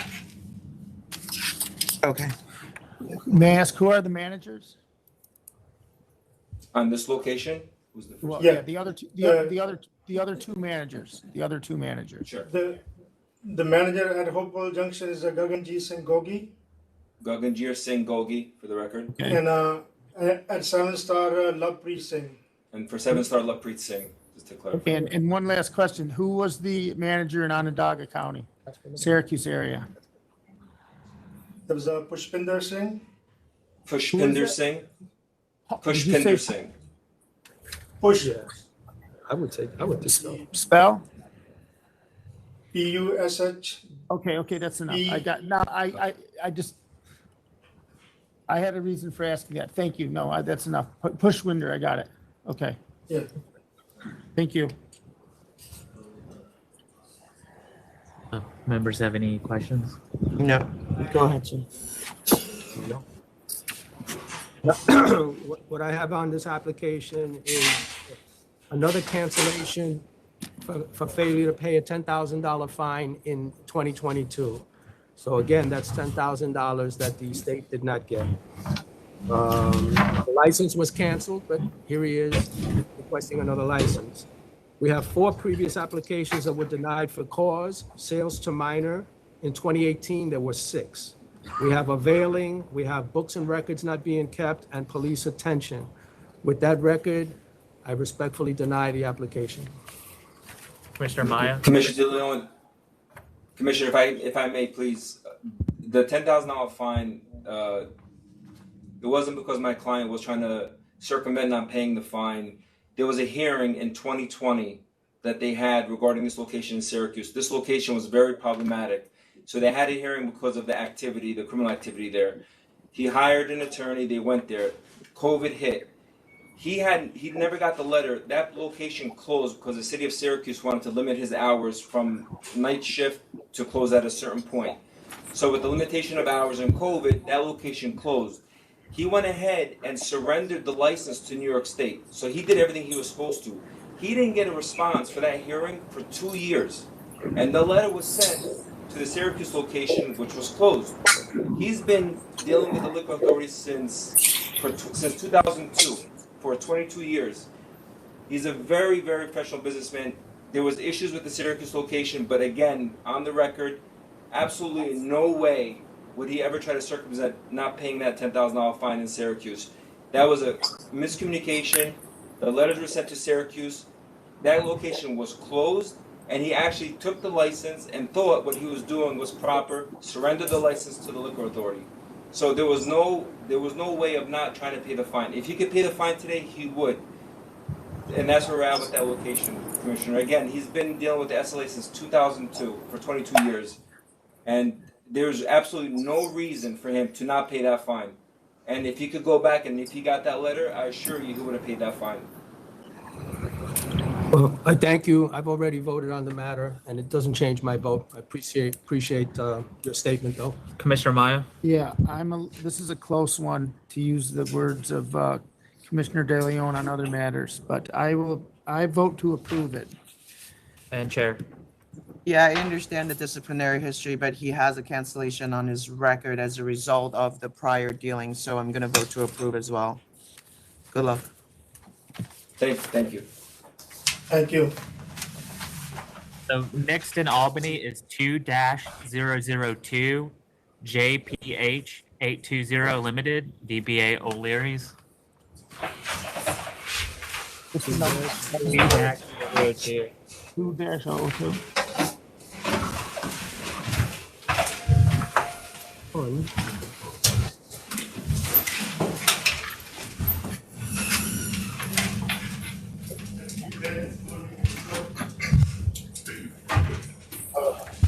You can go ahead and put your names on the record, please.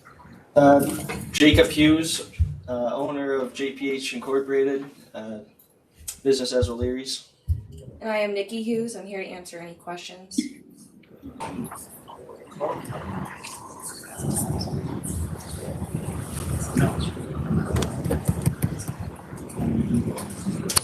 So, just for the record, this is a summary suspension back in May. You guys been closed since then? That is correct. Okay. Yes. And your father, did he come today or he did not come today? He is here if you would like to ask questions, but it's us representing. Okay, so the father was the previous licensee who have a previous suspension. While that's not part of this record, but on the night of this happening, the father was at the door. The licensee is the son, and the daughter was allegedly the bartender at the establishment on the night of this activity. The charges are a group of sale to minor. At the time of the event, 130 patrons were inside. 30 or so, only 30 or so were over the age of 21. There were statements from the 32 patrons who indicated that they purchased alcohol, and they were not asked for identification. Am I able to speak? Yes, ma'am. Okay, thank you. You stated that Sean Hughes was at the door at the time. That is not correct. He was not working that night. He stopped by, but we have a certified security guard at the door that was checking IDs that night that we have hired. Okay, so this fact that I have that says their father, Sean Hughes, was at the door and had been tasked with using the scanning app on his cell phone to ID students is not accurate? That is true. We had a certified security guard that was checking IDs and checked your own investigator IDs. All right, well, when you Through submit a the- CNC, you are essentially accepting that the facts we have, you're essentially accepting the facts. If you're disputing the facts, I'm not asking you to go to hearing, but in theory, you have to go to hearing to dispute that. You can't come to this board and dispute what we have in our record. What Shannon should I was we do? also Right? I was also concerned, you said 33, the affidavit was corrected to 12 violations. We're in another PNG. Right. I'm sorry, what did she say? She did say 12 charges. Ultimately, there's 12 sales to minor that are charged. A 13th failure is a failure to supervise. Fair enough, but that's not nothing to do, but that's, there is a fact here that a prior licensee was charged with scanning. So I can consider that as a fact, right? Because that's what in my evidence today. That's before you get the context of the scene. Okay. Even though that this is a different corporation and under a different license number, Yeah, when a prior licensee is still, it's there. It doesn't matter. I mean, you were previously suspended. It's, in a way, it shows a pattern. It doesn't matter that you wipe your own record. The person who was violation before continue to participate in the violation. And I respect that this is a family business, but essentially it's a family business of selling to minor, which is concerning to the agency. I mean, we are trying our best here. We have asked, and we have done everything that you guys have asked of us. We have security off or certified security people. We are using the Intel Check ID scanners. We are trying our best with these IDs. They have improved so much, and they are hard to catch. I have IDs that go through the Intel scanner. I mean, this is Jacob and our first offense. I understand Sean Hughes has no part of this, and I don't think it's fair that we are being judged based on him. Is he employed there? Yeah, I mean, except that he was the prime licensee, he's your father, and he was, according to our records, at the establishment. I mean, can you make a commitment to, I don't know who's calling the shots here. I don't want to decide for you how you run your business, but it's certainly concerning because If you would like Sean Hughes to step away. Yeah, I mean, I think that's what we were trying to say last time when we allowed the license to get transferred to Yeah, he does son not work there. involved here, so. He stopped by to just check on us, and he was not the security guy at the door. Does not work for us. I don't know, you guys, I mean, it really, if you believe them, this is the second time. It was a huge case last time as well. Yeah. This is in Troy. But that was under. Can I ask a couple? Yeah, do you want to go on break, then talk to Shannon? Yeah, why don't Or we you do guys that? want to ask questions? Yeah, I'll have questions, but if we could go on a break for a second Of course. before I ask the questions, okay? Okay. We're going to go off the record for a conference with council. We'll be back on shortly.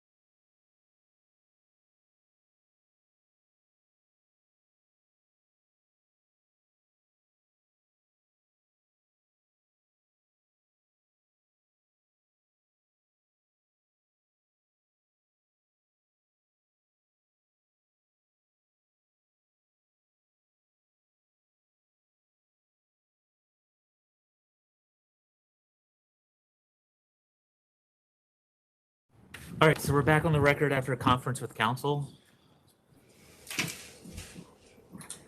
That's 2-002 JPH 820 Limited DBA O'Leary's.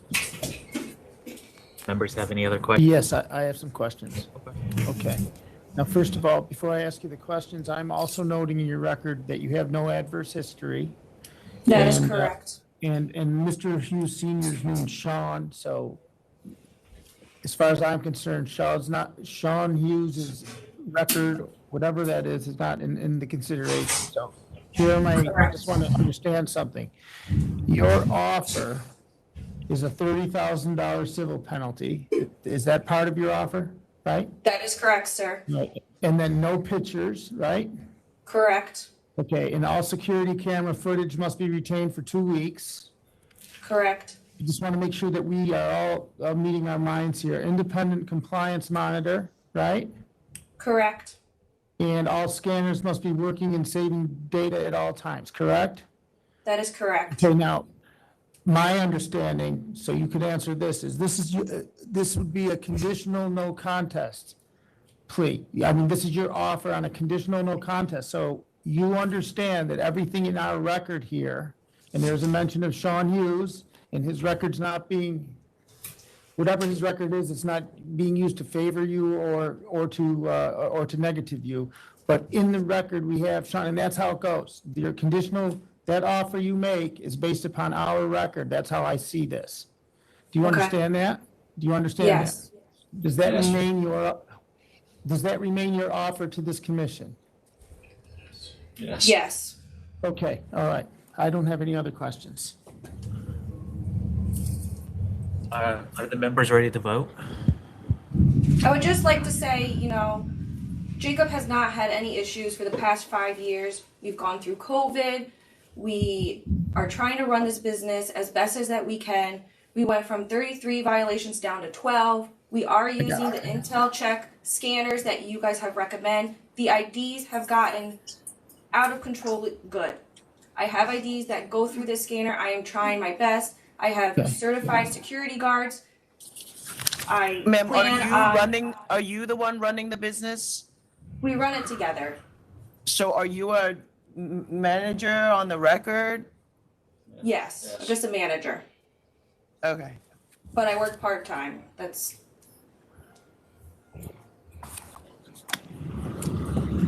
I have no questions. All right. I mean, I while we do not hold the prior licensee's record against you, the fact that he's here today speaks volume. There was an approval last time for the transfer while these commissioners were not here. I was here. The transfer was done almost immediately after the suspension was lifted. So I believe it was a year. No, it was not. It was maybe Was 3 it? months, 4 months. So the suspension, anyway, this was in 19, you should know better than me when it happened, but I just want to put it on the record that during that time, these things that you're submitting now are essentially the same thing that the prior licensee had submitted. So we're just going in circles here. So even if this board accepts these conditions, But I don't think we should To not me, be we're- held. You're not, but I'm just saying that as a board member, this is the second time I'm accepting the same things that you were already supposed to be doing. That's what I'm trying to get you to understand.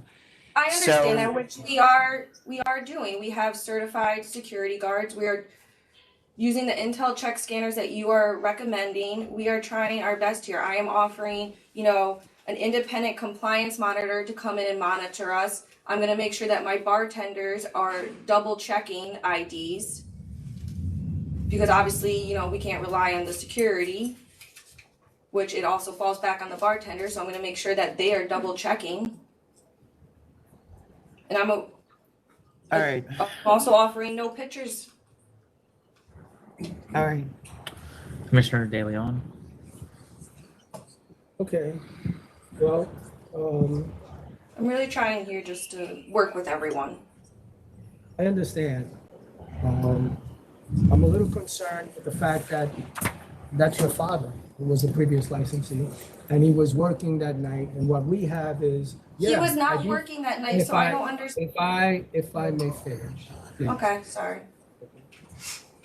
What I have here, and what you've agreed to, if we accept what you have offered, is that he was working, he was scanning, a number of those scans came up as false, and he let the people in anyway. We can't have that happen again. Now, I if you're- completely understand. Okay, so if you're asking us to accept what you've offered, I will, but I don't think Mr. Hughes should be working at that location anymore. That is fine. He does not work there now as it is. Oh, I'm sorry for that. So, I'm sorry, what was the, Did that get on the record? I mean, the video could pick it up, but, Oh, okay. Well, they couldn't really hear us. all right. Again, I'm going to accept the 30,000 with the stipulation that Mr. Hughes, Senior, your father, have no part of the business. So you want to add that to the I list will of add that. conditions? I will add that. All right, Staff training. Yeah, you want to add ATAP training? to all. Oh, to all, oh, yeah. employees. Yes, to all employees, yes, please. That's a good idea. ATAP training, We do ATAP training, just to inform. and you want to add Hughes? What else? Yeah. No longer, Hughes, no more, how do you want to phrase with the Mr. Hughes if he's not technically employed premises? Do you want to say? Would you just not like him, would you just not like him there altogether, or just not on the door? Miss, He's hang your on a minute. father. I'm not going to say that. As far as I'm concerned, we have a chair and another commissioner here, and they're entitled to their own opinions. I As agree. far as I'm just trying to concerned- understand. If I may finish, okay, it works best when we speak one at a time. Should have nothing to do with the business. As far as I'm concerned, I'm not going to tell you that your father can't come to the location, but he should not be at the door scanning IDs. And that's what we have in front of us, and that's what you're accepting in your offer. And I just want to be clear about that. Commissioner Meyer? Yeah, I just want to make it clear, and I'm sorry I almost interrupted. I understand Dad wants to come by his kid's place. I don't have trouble with that. And if he's not employed there, I think that's what you're saying, Mr. Yeah. Okay. You shouldn't be working there at all. Okay, Not but involved in the business. But I don't know why Dad should not be allowed to go there. And also not taking any profits, right? I mean, that's a Right. big part of this as Exactly. well. So I'm okay with your offer. And if we need a further articulation about Sean Hughes, I'm for it, but I think Dad should be able to stop by his kid's place and maybe not be the guy at the door or serve drinks or anything like that. So I don't know if I'm saying I completely agree with Commissioner De Leon. I think I am, but I'm just trying to articulate it a little bit differently. We need to be clear about what the position is Yeah. related to Sean Hughes. It sounds like, and correct me if I'm wrong, that so far the two members have said he cannot have any role in the business. He can't work there officially or unofficially. Correct. He also cannot, and shouldn't be necessary to say, so when we're saying no role in the business, cannot collect profits, cannot contribute to the workings of the business in any way. Correct. Who owns the building? He does. That was my next question. We rent it. You want? That's why he stopped by.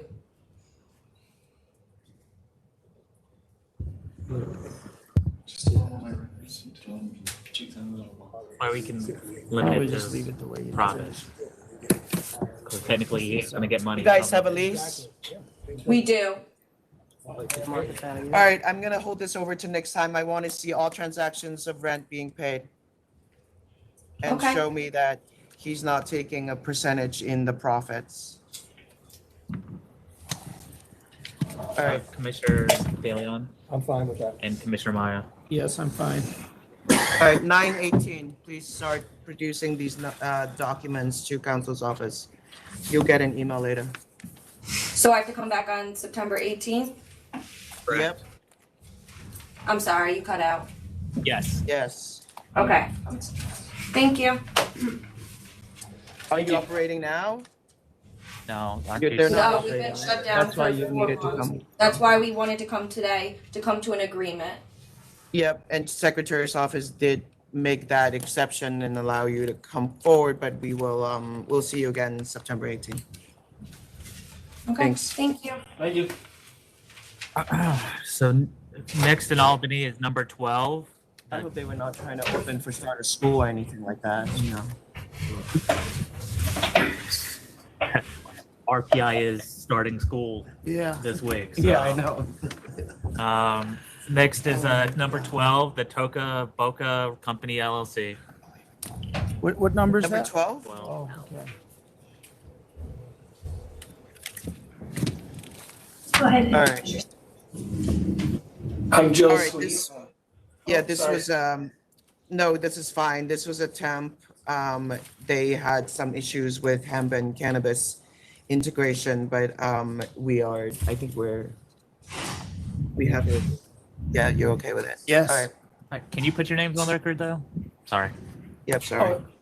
Joe Sweet, owner of TOKABOCCA Company.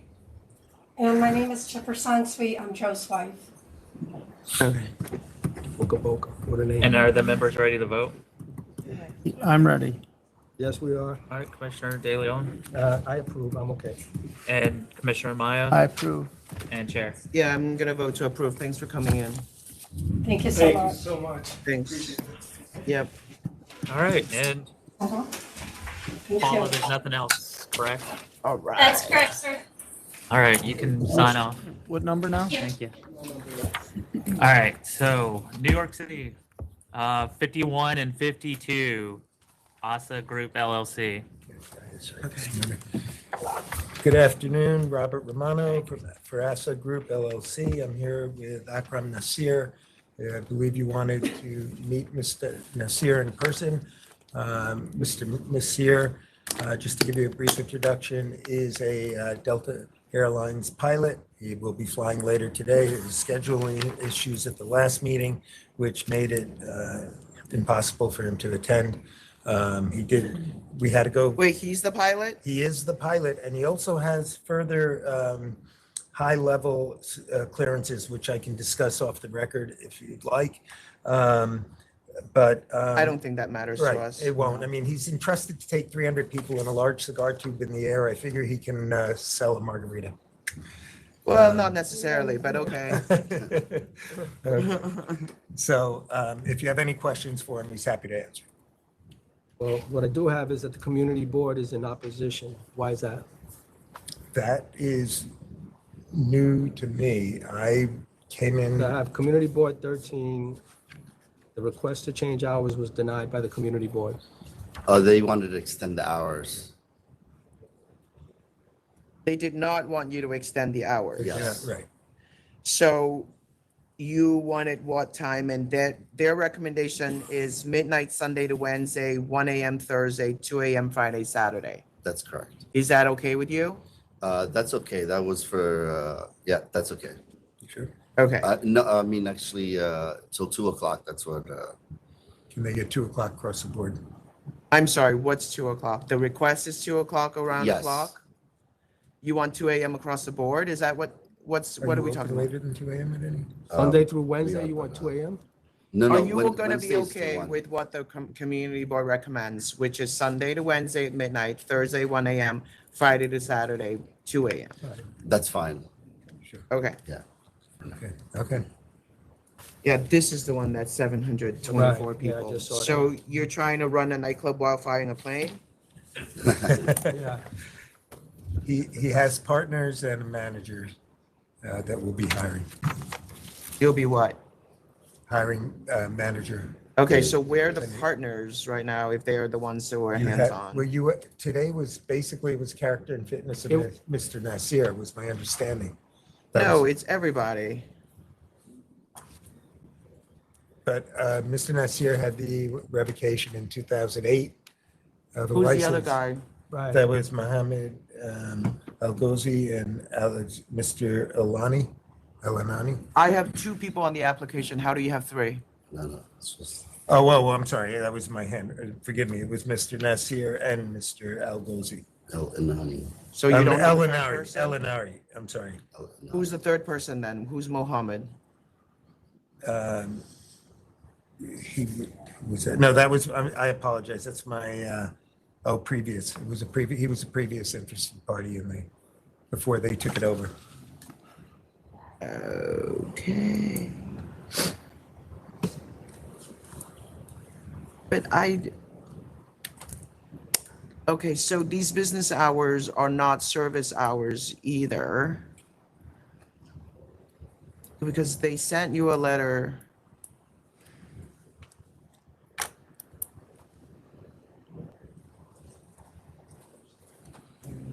Some back and forth here. I guess they then approved it.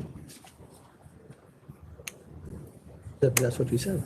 Yeah, but they had sent him a letter saying that service hours are, and that will stop an hour before business hours. What's your understanding of that? That service hours end 1 hour before the close of business? Yeah, they were saying to stop serving an hour before and then. And you're okay with that? Yes, that's fine. Okay, and then they have different hours for the rooftop area, which is 11 Sunday to Wednesday, Thursday at midnight, Friday, Saturday, 1 a.m., and service ends an hour before that. Are you okay with those? We requested an hour after that. Yeah, To but extend it just that's for not another what they hour. want. Are you okay with an hour shorter? Because No, that's what we have now. They're asking the board for an hour later. Across the board. I don't get a sense that they agreed to that. Do you want to go and clarify that with them about the rooftop hours? Well, we're here today to get the, your approval as agreed upon. Would rather, it is extremely difficult for Mr. Nasir to come in. If we could do it. This is a, Mr. Nasir was, as you said, revoked, had his license revoked in 2018, right? 2008. 2008, you're right, 2008, for numerous. And that was, sales- and For numerous sales to minors. which at that time he was an investor. Okay. And he was not an operator. Okay, you can. Right. Relinquish And your again, it authority, was you can never relinquish your 16 years responsibility. ago. Okay, Yeah. I get that. But this is a place that has maximum of 724. This is the place that I was Correct. looking at before. That's a Correct. huge place. Absolutely. So what are we doing to make sure that minors are not being served, and which obviously is a club? Tell me what you're doing. We have extra measures. We have security guards there, 24 hour. I mean, every time the place is open, they're there checking IDs and constantly watching. Our bartenders are well trained and they double check, card anybody if they feel that. How about scanners? They have scanners. They do? Yes, they do. You've been open how long now? Couple of years now. No No incidents. under the 10. Huh? Under the 10. Yeah. So I will double check first. Okay. I don't know. I have two letters here. One Do you think I should bring that up? says, It's irrelevant. No. Well, I don't know if it is with security. as agreed during last night committee. Please send so I'm back, and then the agreement have different hours. What are the dates? Does one does- supersede the other? There's no One's date? for the, I know, that's one's the for the thing. restaurant, one's for the roof. Yeah, this is the restaurant and this is the rooftop, right? But then we got this letter that doesn't say. Right, and that one's from April of 2024, April Right. 25th, 2024. So I'm gonna take this one. I would go with the but- letters.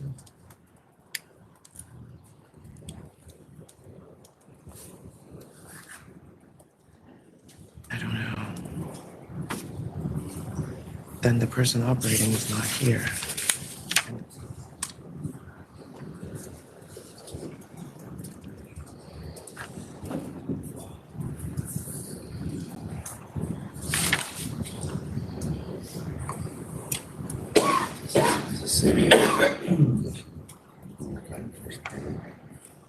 When did you get? Maureen, can you take a look at Are you this? serving it? You're serving it. That there is a letter Yeah. to the licensee. No. The stipulation, right? And then they send an undated letter saying, these are the hours we agreed to. I think go, Lily. Yeah. I'm sorry, if you go up to here, I think that earlier one is January 23rd, and I think it looks like to me that That's part of that. Yeah, that's how I was reading it. That's the first day, January, But then That's the way I was reading it. and then they go. another has one. denied That's, but I don't know. change. They said denied the 3 a.m.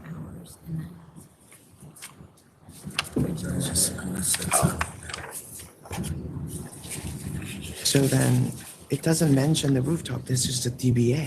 It's called rooftop. It's not exactly. But I'm gonna take that as they think that it's okay, right?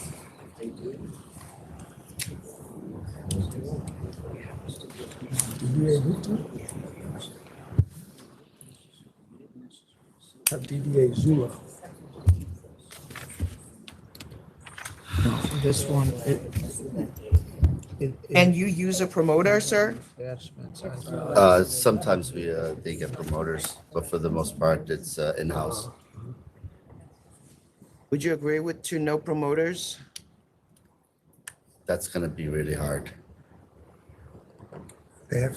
I mean, you're coming in, you don't plan to be at the business, you're asking for the sky, it's it's almost 1,000 people and the person operating is not here, so. Well, they have been operating successfully without incident.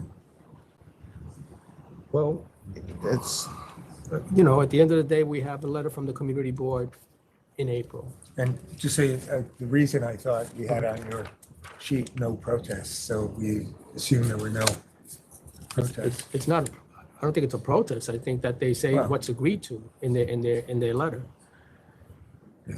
And, we have a history here. I understand that, he wasn't operating He's every also day. in law enforcement, and they, it doesn't matter, he doesn't plan to be there, so where's the person Well, who's actually running this place?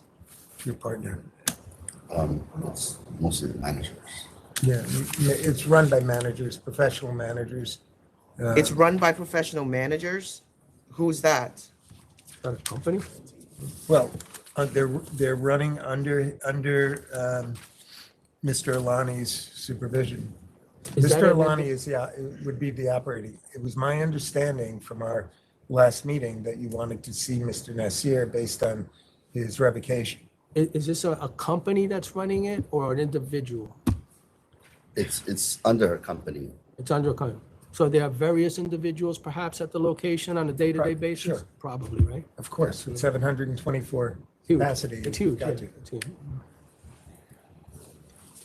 And again, it's operated without incident, now.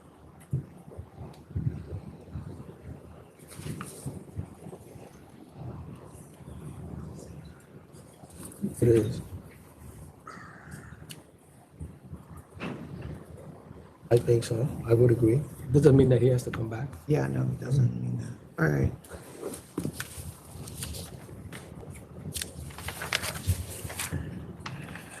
All right, I think that we need to really understand better how these contracts with the third-party promoters work and how many events are planned. So why don't you come back next time with the person actually operating the place? And you don't have to come back if you need to be flying or whatnot. Like more clarity on the person operating, like the manager himself, or We'll bring him. no, if we brought the manager himself. Yeah, we can bring a manager himself. The manager that's operating. Whoever, the I full mean, the other establishment. licensees should come as well. Okay. I mean, the impression. Why is that a difficulty? I mean, if the licensee is on the application, No, I was just. It's fine. okay, thank you. Commissioner De Leon, okay. My understanding is this is a management company. And that doesn't mean that the same individual is there all the time managing the location. And licensee is nodding, that's the fact, right? So I think I'm gonna wanna see how they operate, what their history is, what their plan is, that kind of Not a stuff. problem. All right, I agree, 918. Commissioner Meyer. Yeah, 918. Thank you. Thank you. Next is number 34, Tamarindos, Fiesta Latino Import. Okay, Robert Romano for Tamarinidos Fiesta Latina Corp. It's a conditional no contest plea in the amount of $2,500, a settlement in full.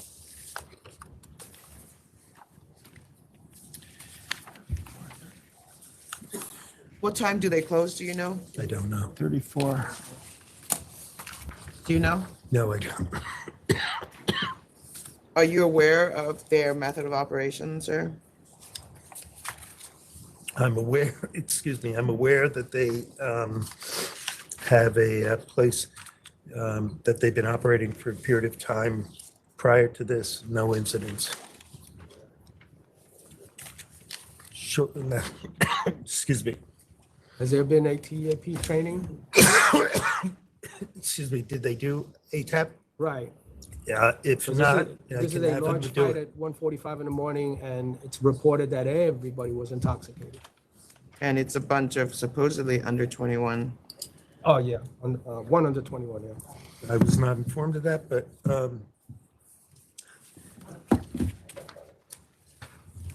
what can I do? You want to come back with the licensee? If that's what you'd like, I can. All right, 918. 918. Commissioner Meyer. 918. That's So the next one is number 9, Harlem Express Wine and Liquors, Inc. You're the opposition, correct? Bob? Yeah. You're the Oh, yeah. opposition? Yes, I'm opposition. Is the applicant actually here? Did he say 9? So we received an email. So this is number 9. Harlem Express Wine and Liquors, Inc. I just received an email from the representative saying that he's sick and can't make it. Who's that? Sam Park. But the applicant's not here, correct? Harlem No, but Express we've Wine got- and Liquors, Inc. 5 stores in opposition, and most of them are here, if not all. Like I said, I got it. We would have told you if I got it sooner. For number 9. I mean, I don't know. What do you guys want to do? The applicant's not here. I don't know what we're going to hear by way of opposition. we have substantial opposition. Certainly would want the applicant to be in a position to Yeah. rebut. Yeah. So hold it over, or you want to hear the opposition first? It's up to you. I don't care. I mean, as far as I'm concerned, I'd like to be heard fresh right before they give their argument. But you're saying you'd rather come back 918?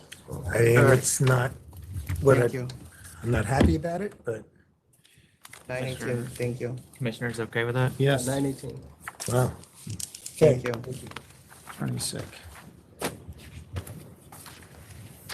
All right, next is 43 Sherman Creek Liquor LLC. And I know they're here. 43 Sherman Creek Liquor LLC. For the applicant, Robert Swetnick, and I am with the principal, and I know there is opposition. All right. So is this the applicant? Yes. All right. So we received a fairly sizable packet of opposition just last night. Obviously, I don't have it. So yes, so we're not ready.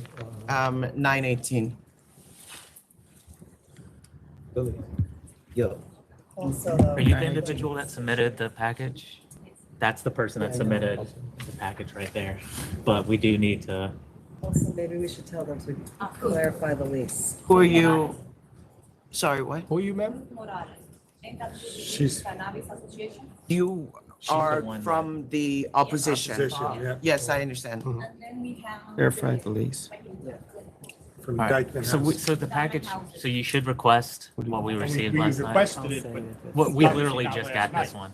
Yeah, we got what you sent in, so we're going to give them some time to review it and respond to it because there's obviously there seems to be a discrepancy about who has the lease. I've been paying rent on the lease, I have the lease, I have the key, and actually, We have a I've s- been holding this space for 2 years. I can submit pretty much every criteria. You want an argument now? No. Information from the landlord. Yeah, we want a clarification from the landlord. They're questioning the leasehold. We need to know I something realize from that. the I'm saying you landlord. sign 18. That the. Yeah, do you guys have a lease too? And that's in the record, right? Everybody has a lease, so I don't know what's going on here. So you should bring confirmation from the landlord. Yeah, maybe the I landlord think should come. regardless, I What's mean, that? we have a pretty strong case in opposition regardless of the lease. So. Yeah. Diamond house is right here. Yes, that's fine. Thank you. I'm sorry you had to come back again, September 18th. Thank you. Okay, thank you. Yes, I understand. Thank you. But you guys are not the landlord. You're far, They how far represent away are they? 3,000 units a block away. I'm sorry, what? He represents 3,000 residential units 1 block away. I understand that. Right. I understand that. I understand all of that. Thank you. I hope I don't have to settle that issue here, but 918? 918. All right. 918. Next is 23 M&L International Cuisine Inc. But so does Swetnick understand that it's his Yeah. I responsibility said bring it. to actually prove that he has rights to the location? Bring the proof.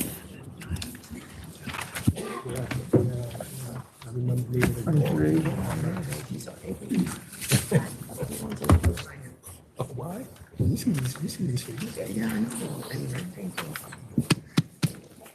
Crazy. Good afternoon, members of the board. Jonathan Schloss again from the law firm of Schloss PLLC. I came across this being on the calendar by chance, actually. We have a record of a letter of pleading not guilty to these charges. 23 or 24? 23. 23. It's M&L. M&L International Cuisine, DBA Anabella's Restaurant, You want Hammerstraw. to take this back to counsel's office? That's what we're asking. Okay, counsel's office. Thank you. Thank you. You Counsel's guys office. move on. Counsel's office. Yeah, counsel. Next is 14 Sunday to Sunday Cafe Inc.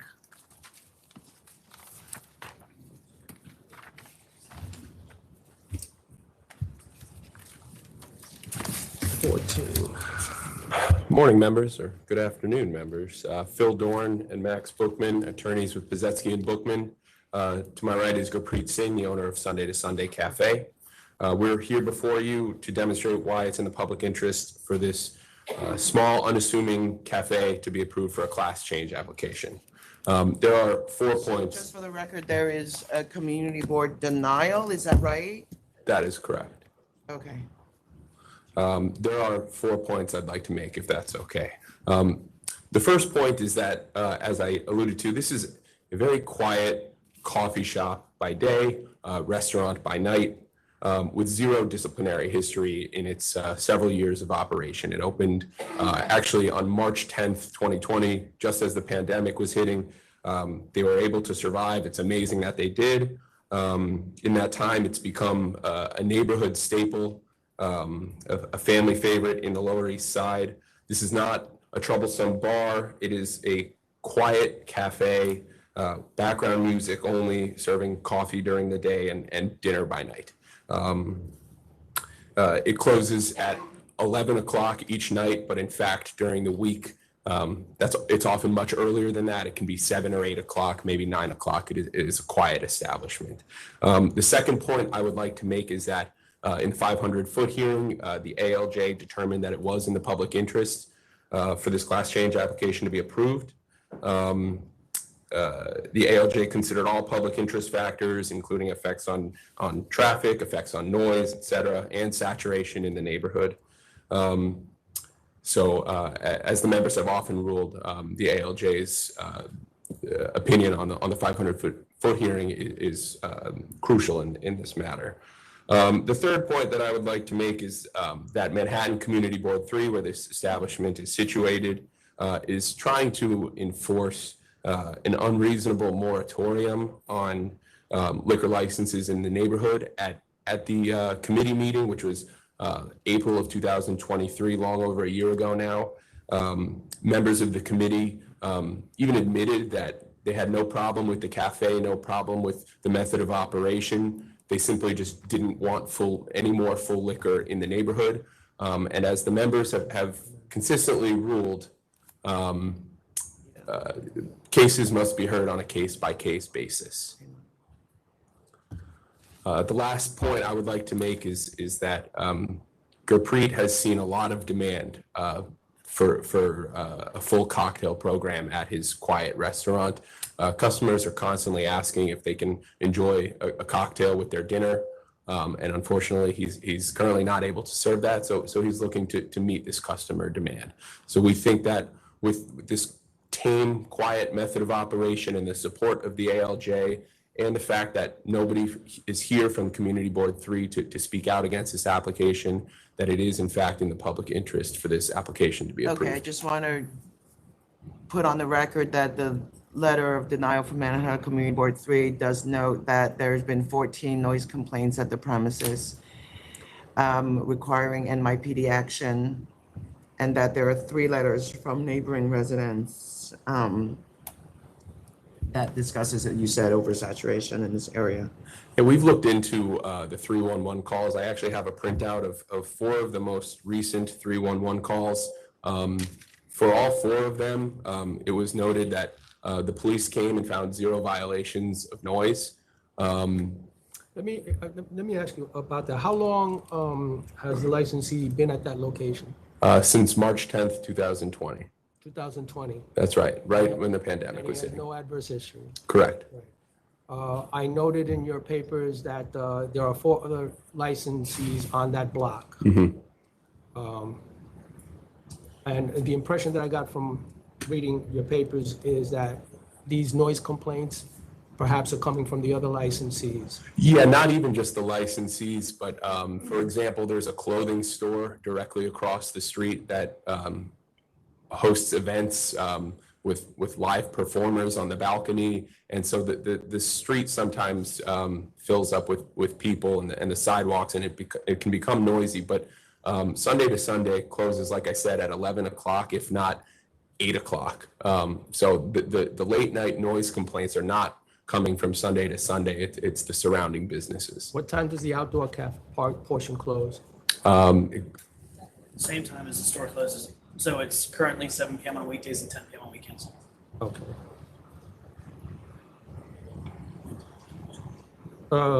And do you keep the doors closed and the windows closed? Yes.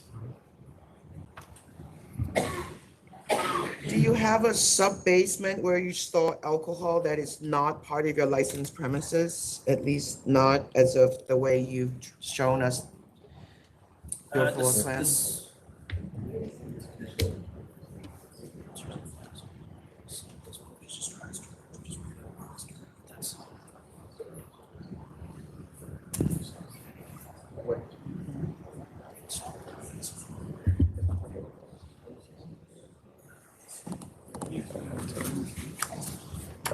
There is a sub-cellar. I'm looking now to see if it is in the licensed premises.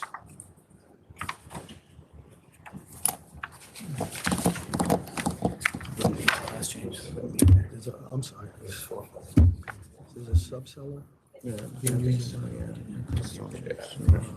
Otherwise, they're in compliance.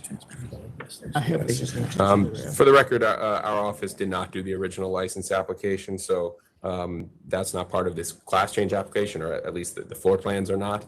But in full transparency, there is a sub-cellar. There is a third floor. If that was not disclosed, it's just a storage space. And if it is not part of the licensed premises, then the licensee is, of course, willing to apply for a warehouse permit or an alteration application. Yeah, whatever it is. Okay. So right now you have 11 o'clock. And what time does the backyard close? No backyard. There's no backyard? There's an outdoor cafe. Just sidewalk and roadway seating as part of the, he was part of the 2,600 people that applied before the August 3 deadline. I see. So that's, I think the community board wants 10 PM for that. Yeah, the suggestion from the ALJ was to close the doors and the windows and the outdoor cafe by 10 PM. Are you okay with that? Yes, we're okay with that. So are you okay with just sticking with 11 PM or you asking for more hours? No, despite- we're okay with the 11 PM. In fact, when Gurpreet attended the community board 3 meeting, he originally went in asking for an extension of hours to midnight, but during the meeting attempted to compromise with the board and said, I'm happy with sticking to 11, and they didn't want to consider the compromise. But we're here today sticking with the 11 PM. All right, I understand. And you have a bathroom waiver already? Correct. All right, where are you, Commissioner? Ready to vote. You ready to vote? Okay, good. All right, Donald. All right, Commissioner De Leon. Yeah, I vote to approve with the conditions that as indicated, that the doors close and the windows close and the outdoor cafe closed by 10 PM. And the other stipulations that we've discussed on the record. And Commissioner Maya I agree on those terms. and Chair. I'm gonna vote to approve as well, 11 o'clock across the board, 10 PM for outdoors. I'm going to specify that there's no private parties. Third-party promoters are not allowed. Bathroom waiver is continued. And that the condition is that you will find an alteration or to add a warehousing permit depending on what the extension looks like. That's what I was gonna say. Yeah, I agree. And those are the conditions. You okay with those? The private party thing is a slight issue. As part of his original agreement with the community board, he was allowed to have some private parties. I'm not sure exactly what that number is, but part of their business model is to host events. How big is the with- space? It's 43 seats. I don't know the exact square footage, but it's a very small space. 550 square feet. 550 square. One a month. Okay. All right. 12 private parties a year. Is that okay? Thank you. Yep. Commissioner Maya, you okay with? Yeah, that's fine. And Commissioner De Leon, you're I okay? agree. with? 12 a year, thank you. Thank you. All right. Next is 2-001 Langford Wine Merchants, Inc. Okay. Which number did you dial? Did you call? 2-001. We have a brief conversation, Shannon, please. All right. We're going to go off the record for a conference with council. We'll be back on shortly.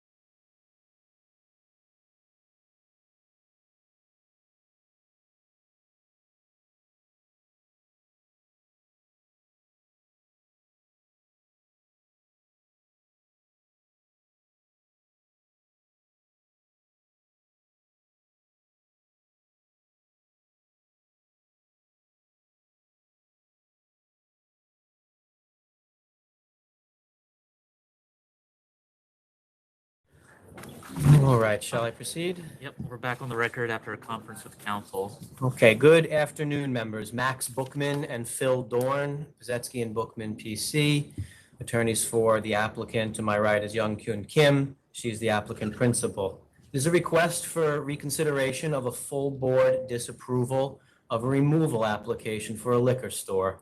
Removal application being an application to move an existing liquor store from one location to another. As is this board's custom, the members must first vote on whether to grant reconsideration. We have two interrelated points as to why we believe it's appropriate to grant reconsideration in this case. First is that the disapproval, which was in April of this year, was the product of what had turned out to be a very rare split two-member board. By our unscientific analysis during the period of time where this board was only comprised of Chair Fan and Commissioner De Leon, the overwhelming majority of votes were unanimous, and you could probably, in our unscientific way, I think you can count on only two hands the amount of times that there was a split. Of course, that in and of itself is not grounds for reconsideration, but it's grounds to take a careful look at the one voting at the reasoning that the one voting member who voted to disapprove had, because of course this board is not supposed to be two members. I'm told in the old days it was 5 members. Of course now it's 3 members. But when you have a 2-member board, all it takes is one member to disapprove an application. So we've got to look carefully. We're pleased to have Commissioner Maya here now, and we hope we'll have the opportunity. My client will have the opportunity to have him consider this case. That's of course different than all your unanimous decisions, because in your unanimous decisions, it didn't matter that there was no third commissioner, because his vote wouldn't have mattered. There was already 2 votes. In this case, the vote went in the following order. Chair Fan voted first, and she voted to disapprove, and then Commissioner De Leon voted second, and he voted to approve.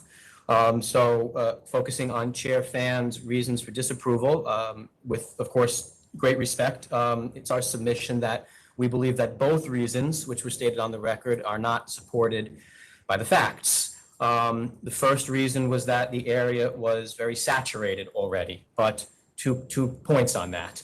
First, of the 4 closest stores that were in existence when this application was submitted, one of them actually closed and went out of business during that period before the application was heard by the board.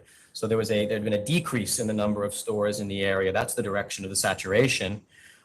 Second, this is a removal application. So even if you believe that the area is saturated, the approval of a removal application does not contribute to additional saturation. It's simply one existing store moving to somewhere else. It's important to note that this store, the proposed location of it's 7 blocks south of its current location, and if approved, it would be the only store on 5th Avenue for 84 blocks from 19th Street all the way to 103rd Street. Mr. Bookman, can I ask a question? Of course. The argument you're making are going to the merits of the case. Can you argue whether or not reconsideration should be granted? Yeah, I think that's fair. I tried to sneak that merit in, but you're right. That's a merit, so I'll withdraw the 5th Avenue comment and get back to the grounds for reconsideration. So that's on saturation. We don't, we think it was not supported by the facts to claim that it was, to rule that the area was very saturated already. The second ground for disapproval is that gross sales were significantly down, and that's the quote from the record, significantly down. And again, with respect, we just don't think the facts that are before the board support that. The closest store submitted gross sales that were projecting up for 2023, not down, and above its 2019 levels. The second store did not respond. The third store closed, and the fourth store, yes, that store is down, but it's important to note for that store, it's a 8,200 square foot store with making several $1 million a year. And they are down, but they were still hauling in $3.4 million. So on the whole, we don't think it's appropriate to conclude that gross sales were significantly down. At best, the picture is equivocal. So for those reasons, we believe there are grounds to reconsider. We of course have arguments on the merits, but we do hope that we can get the benefit of reconsideration. But What has changed from your point of view? Because this is not about whether I was right or wrong, which is the basis of your argument right now.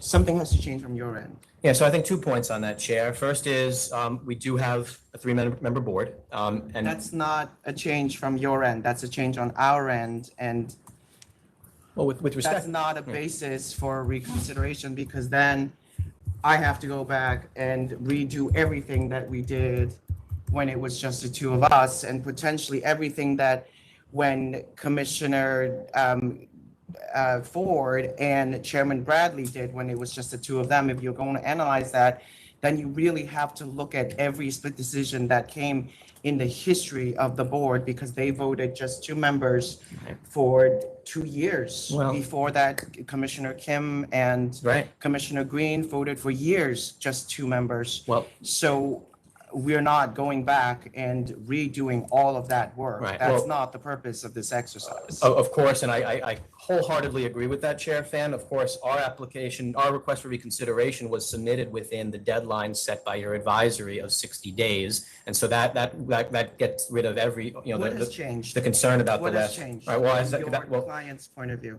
from your facts, what has changed? Well, it's like you said a lot, and I just would like to say one more thing on the first point in response, which is that I do think it makes a difference from my client's point of view that there is a three-member board. It's not just a change on your end; it is a change on the individuals who are evaluating our case. So, to your question about what's changed, I mean,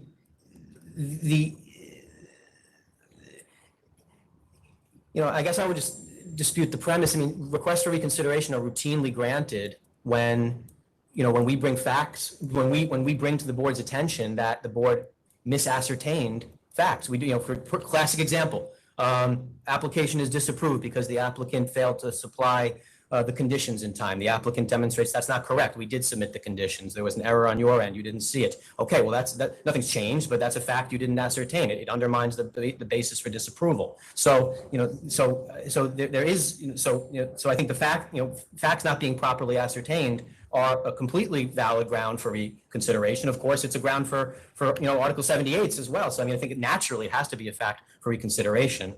I mean, just being candid, Chair, I mean, other than the additional passage of time, which has, further revealed that store that went out of business is not coming back. And my client, basically getting closer to the point where their new lease is going to have to kick in. They're going to have to negotiate a new rent that's higher than what they're currently paying. I mean, there is no additional fact I could bring to you. So these facts that you cited before were already before us when it was just Chair Fan and myself. And they were considered. There are no new facts that have come in since then. And your argument now is essentially what? That we got the facts wrong? Well, I mean, look. They just don't like the decision. Well, naturally, we don't like the decision, but if we were to take an Article 78, a valid ground for an Article 78 is that the decision was based on incorrect facts. And of course, one of the purposes, recon is not in the statute. One of the purposes of recon is to try to resolve matters so that your counsel's office is not constantly having to defend Article 78. So, I mean, the fact that you, just speaking colloquially, that you got certain facts wrong, I think is a legitimate basis. I mean, you're entitled to your thinking. We are just burdened with reconsideration, and we're trying to draw a line as to what really qualifies for a recon and what doesn't. Not just you don't like the outcome and you think we're wrong. I mean, you're not the first person to say that to us. It's not just like an opinion, I think you're wrong. It's in the actual data before you. I mean, the statements that were made are just not correct. It's not correct to say that gross sales are significantly down. It's not correct to say the area is very saturated already. Those are objective facts that were just wrong. It's like saying, I'm deciding this because I think this application's on 69th Street when in reality it's on 83rd Street. It's wrong. If you were in a position to argue, you did not consider this fact. It was before you and you did not consider it. That's one thing. If you were in a position to say, these are new facts that weren't available at that time, we want you to consider them now, that would be something else. But to say that you had facts before you that you decided wrong, is not a basis, I respectfully submit, for reconsideration or re-argue or renew. Well, then there's a lot of there's a lot of licensing board disapprovals then that are not going to be able to be reconsidered now because sometimes licensing board, doing the best it can, denies applications However you want to interpret because it, it's really that's fine. wrong. If it cuts down our work, it's fine. It's not- I- well, you it's not know, going to. You're drawing that conclusion. No one is saying that. Well, you're saying you're trying to, make a clear statement as to what's appropriate for reconsideration. So of course, we're going to have to try to understand what you mean by that. Do what you would. All right. For the request on reconsideration, Commissioner De Leon. Respectfully, having heard no new facts that have come to light since the decision, or that the facts that were before the board were not considered at that time, I have to respectfully deny the application. And Commissioner Maya. Okay, Mr. Bookman, with respect to your articulations, I'm just going to note that I'm making a procedural determination here.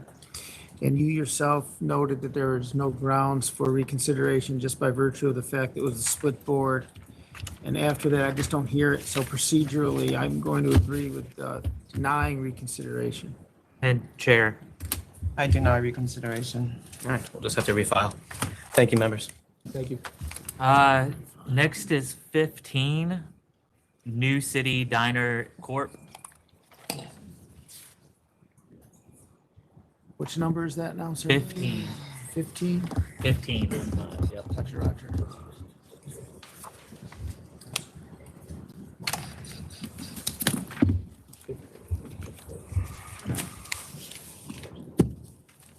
Let's see.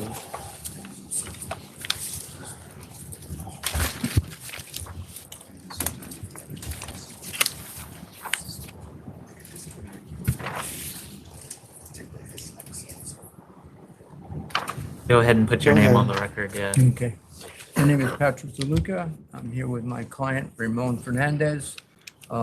He filed an application in 123, and there is what they referred to as a name stop, which was part of a settlement, an offer and compromise settlement back in 2016, where there was a $20,000 fine, and which was paid, and part of that agreement included a name stop if he does in fact file another application. Mr. Fernandez has owned and operated premises consistently for well over 40 years. One of them is actually in place since '93 right now. One, the USA Diner, he just closed or sold, and that was over 40 years. And his Rosedale location is also up in the 40-year range. He doesn't have a history of adverse situations. The one in 2016 was basically a misunderstanding where he had a license there, he had sold it, there was confusion over who was right and wrong. It's subsequently relicensed to the person who the confusion was with. And that we're just here to answer anything else that you might have. All right. I mean, I don't know if it's a misunderstanding. There's a name stop on the applicant, which is a pretty serious achievement at this board. But I will note that it was in 2016, and you have other operations that do not have issues. How many diners do you have? Well, with this one, 4. With this one, 4. So how you have managers that run, because you live in New Jersey, Yes, and your operations are sort of spread around the state. yes, and I also have an apartment in White Plains, New York. Oh, so which, that's close to here, right? Yes, Okay, so do you have separate managers for each one of these operations? yes. Okay, Okay. all right. You okay? All right, members ready to vote? Commissioner De Leon, I vote to approve. Commissioner Maya, Approve. and Chair. I'm going to vote to approve with the condition that you file a personal questionnaire for all of your managers, for all of your operations. Okay. Yeah, We can do that. It's perfect. Commissioner, you okay with that? I agree. No, I'll take it. I'll call you and I'll get their Okay. names. and I'll I do the agree. person. I'm sorry. All right. thank you very much. Thank you. Thanks for coming here. Next is 63 Moods Cafe 1 Inc.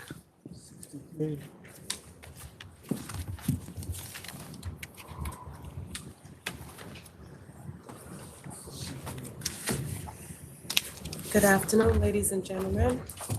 This is a default, so do you want to go back to council's office and make a CNC or go That's to what we hearing or we something? requested that, it somehow it got lost in the mix. We were speaking with All right, Mr. back to council's office, please. All right, You thank you. have to withdraw the Who are you default. speaking with? Back Who to did you coun- say you were speaking with? Oh, Mr. Amarato, I believe Amarato, Dustin was going back and forth, then we Okay. switched to Mr. Buckley, and somehow All right. it got Commissioner Myers, Thank you. return Yes. to council. Thank you. Thank you. Thanks for coming. Next is 72 98th Street H&E Restaurant and Sports Bar Corp. I didn't hear what number. 72.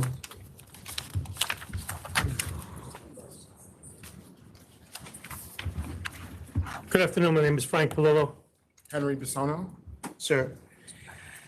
This is a default. It is. We have record, things are coming today, but we have record that both mailings were returned to sender, so we're gonna send this back to council's office. Also update the address. If I may, it's something we'd just like to dispose of. It's a single trade name violation I in know, June. but I can't get rid of the default here. If I make an offer right now, we can. No. Why can't we? No, because it's a paperwork issue on our end. I'm sorry. So we're gonna make this guy come back. Also, No, did he you doesn't update have to his come address? back. I do. Or you can send somebody. Is his address updated? We can provide the proper address. Yeah, can But you it's just, provide that right now so that we can send it to the right place, please, sir? it was returned from the location? Yeah, both. That's weird. His residence? Your home address. The address, what the premise is at, or No, the the home address. mailing address? I don't know. You don't have gotta, to give you your home gotta address. submit that. Yeah. Don't give it to me now. No, We'll submit You it. have to submit. We'll to submit get it. it corrected. Yeah, I think it's probably better Okay, right please there. submit it. Thanks so much. Have a good holiday. So wait, return to council's office? You return to council's office, remove the default and take a CNC. All right, return to CO. But Donald, you need to, get the, I'm sorry. get the I'm address sorry. from them. In the past, haven't we always done this? No, we have not. We never remove a default at this board. You welcome to the new software system. Respectful, oh, that's why. Thank you. Thank I you. have had my dealings with it. Yeah, so have we. Next is 27 and 28 Spicy Restaurants LLC. 27, yep. You said Spicy Restaurants LLC? Give me a minute. I'll get it to you. Did they turn off the AC in the I have no idea. Are you the licensee? Why? Yes. Go ahead and put your name. Hello, I'm Lawrence Ofori. I can't hear you, sir. Lawrence Ofori. Two cases.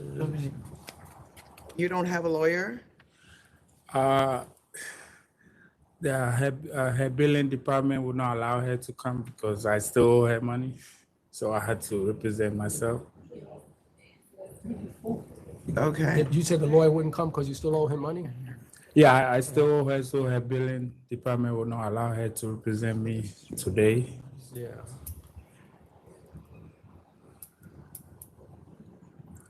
Yeah, that is a problem. So you applied in January of 23 to run this? You've been running this since the beginning? Yes, I got a permit in January 23 and I opened in May 23. Okay, is this a nightclub? No, it's a full dining restaurant Is it a restaurant? with a bar. And so at what point do you remove all the tables and chairs and become a dance floor? I never removed the tables and chairs. So it's a huge place. So I have a VIP room and I have seating and so when there's private events, they can go to the back room. But I never remove tables and chairs. What we have is that the tables were all cleared, dance floor was created, and there were about 125 to 150 persons when the maximum is only 92. No, that's not correct. Well, that's what we have. So the city came in and they came with a clicker to come do a head count. And they had to redo it because I didn't trust their clicking process. So they had to shut the place down and recounted everyone. And they had 91 people instead of 92. This was including employees and me. And I never got a violation from them, no citation, nothing. And then they reported me to the SLA that was operating over capacity, but I didn't get no violation from them. Well, when I see an accusation of over maximum occupancy, it really concerns me because I have seen things happen in the past where people have even died. I have a real concern about that. That's one thing. The second thing is you got things on your website that don't add up and do indicate that it's a nightclub and you're supposed to be operating as a restaurant. Your offer is $5,000 here, and I'm not inclined to accept it under these facts. I think you might want to retain counsel and take it for a hearing if you feel that these facts are wrong, but they're concerning to me. And then what's this? About a certificate of authority issued pending dissolution of your marriage? You have a certificate of authority? Yes, I do. Weeks ago.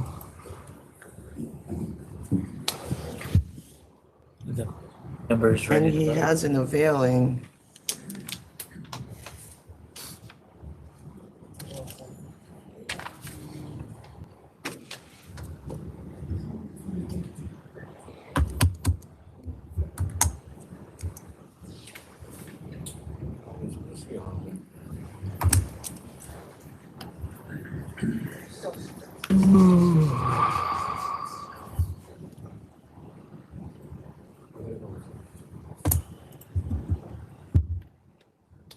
What do you want to Commissioner do? DeLeon? Yeah. Were you gonna? I won't accept the 5,000. Based on these circumstances, I might cancel the bond. Mr. Maya? Just so I'm clear, did you ask for, has he asked for time to get counsel? Well, he has said that he has not paid his counsel and therefore the counsel did not come today. So do you want to take this? Because if we keep going, you are losing your business today.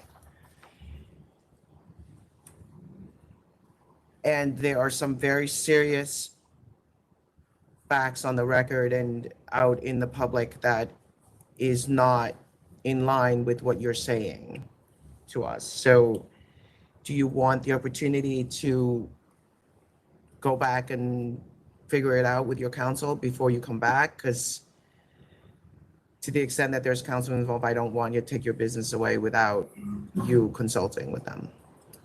Yeah, it all has to do with finances. It's like, I get that, but you have a business partner that is not on the record. There are a lot of problems here, and this is a young enough business that you don't have any track records for us to trust that you're going to run the business the way it's licensed. I don't have a partner that's not on the record. It was a mistake. So I had two LLCs. I was running a food truck, Spicy Restaurants LLC, and Spicy Group LLC, and Walter Ampofo was on that one. So when I started this restaurant, I wanted a DBA as OFORI'S World Cuisine and Spicy Restaurant LLC. And the accountant who did that made a mistake on that part.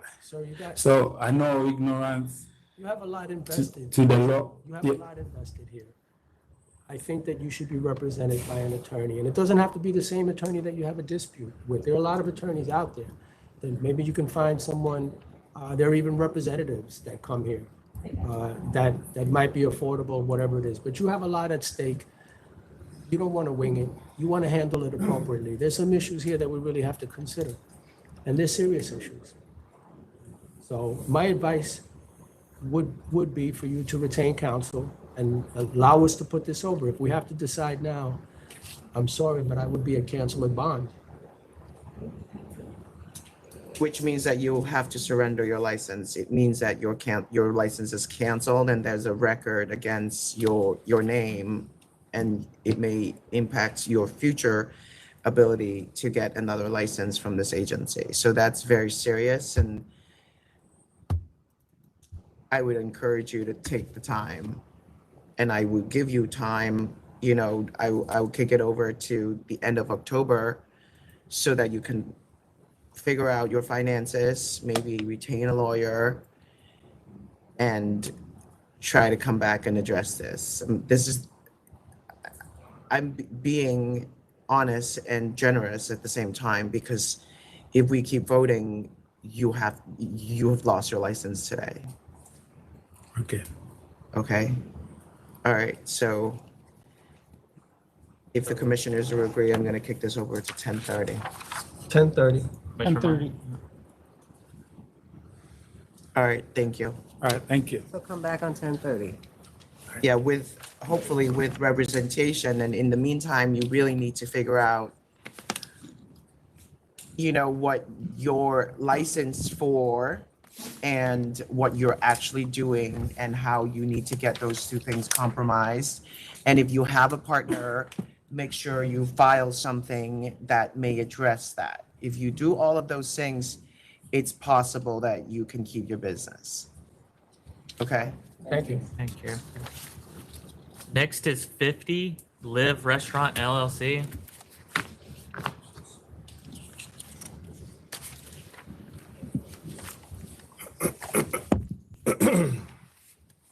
Good afternoon, members. My name is Neil Vasaki for the licensee. I'm here with Mr. McLaughlin, who's a principal, and I'm here with Mr. George Marrero, who is the general manager of the establishment. I know this is on for a second time. We made an offer. Mr. Buckley had reached out to me, and I think it was the day before the morning of the meeting.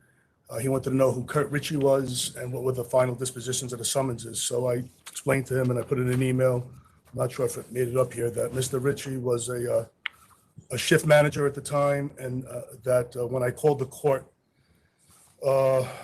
one of the administrators over there told me all the summonses were dismissed. So may I approach? I have actually court dispositions. Certificate of disposition? Sure. And these are the two licensees, or it's a licensee and a manager? Okay, I see. I also have a personal questionnaire for the manager. You can give that to licensing, please. Thank you. The manager, thank you. Just for the record, he is handing up the personal questionnaire for the manager or proposed manager who is present. May I This speak is for for a Kurt moment? Ritchie, who no longer is your employee. No, he is a shift. He is He's one of still the. a shift manager. Yes. Okay. So can I just explain a few things for the moment? Yeah. So the summonses were issued, a year ago in August. At the time, the summonses were issued for, a blocked exit, a junction box that was left open and failed to maintain the digital surveillance. Went to court, they were four dismissed. I spoke to Mr. McLaughlin. He said, in fact, that the surveillance was in fact operating. He got a letter, we submitted a letter that it was in fact operating. At the time, Mr. Ritchie did not know how to basically rewind the tape and offer it to the police when he asked them. But at this time, so let me mention one more thing. Mr. McLaughlin took over as the managing partner in November. And at that time, he hired Mr. Marrero, who in the personal questionnaire, has over 20 years of experience in the managing the Gentleman Club's business. So the place does have tremendous oversight. Mr. McLaughlin's, there weekly, several times a week. Mr. Marrero is the general manager, they're upwards of 12 hours a day. There are three other shift managers, and as far as they're concerned, they had no police issues since a year ago. It's a quiet place. The captain of the precinct came by. He's pleased the way it's being ran. And I think when I watched the video, I think the concern was that something about Mr. Ritchie being on the record, but not really knowing who he was at the time. I mean, it was the first time that there were incidents. They started getting their temporaries in February of that year, and those four summonses were issued. And thank God there was no other heavy-duty things, violence, no, your typical things that you might have with a gentleman's club, and that was all in the past, and it's run very nicely now with great oversight. So, here we are. That's it.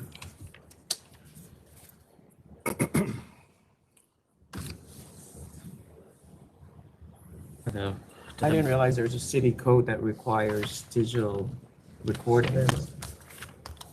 Is that a city code? I think it is, yeah. Yeah. Yeah, the summons, yeah, I have copies of the summons, the original summons that was issued, if you wanted to see it. Is that exclusive to gentlemen's clubs? Let's see. It's 10-177 Administrative Code, failed to maintain digital surveillance for cabaret and dance halls. 10-177? Yes, 10-177 Administrative Code. That's it, so. Okay.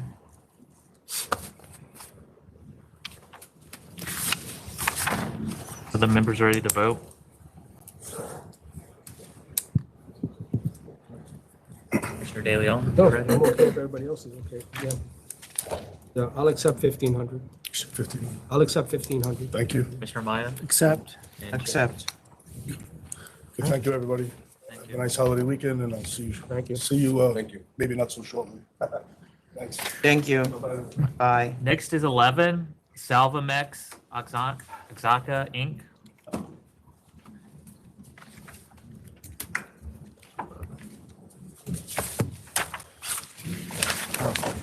Good afternoon. Welcome, Commissioner Maya. Thank you. Gene Anton for the applicant. Just have a little introductory statement. As the commissioners may note, the community board did approve the application unless we got something yesterday. Just checking. No. Okay. Who are you? Oh, okay.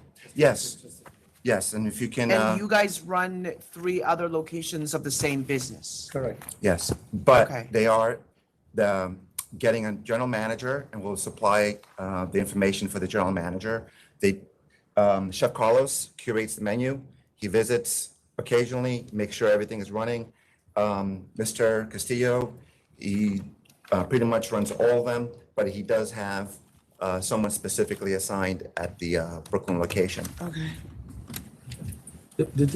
I have community board stipulations of Sunday through Thursday, 10 p.m. closing, Friday through Saturday, 11 p.m. closure, no live music outdoors. Is that Correct. what you have? Yes. Okay. And they will stop seating, or the last seating for outdoor is an hour beforehand to make sure everyone is out.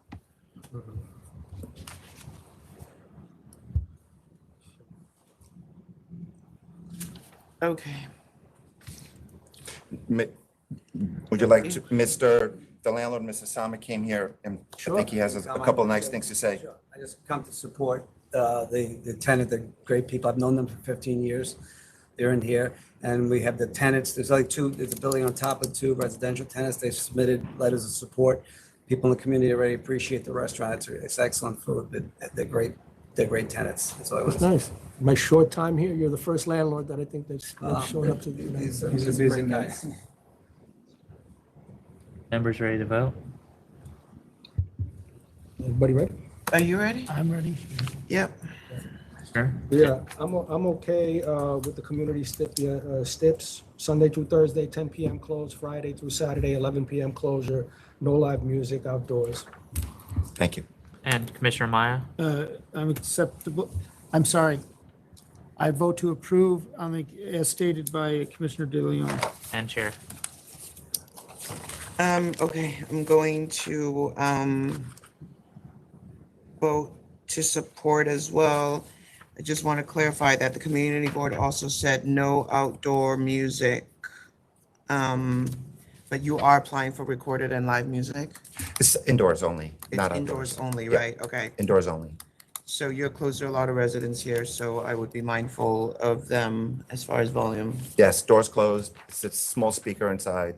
All right, 10 and 11. Thank Great. you. Thank you very much. Thank you. Enjoy your weekend. Thank Thanks. you, thank you. Next is number 6, S&E Restaurant Corp. Number 6, S&E Restaurant Corp. Yes. Yep, there we go.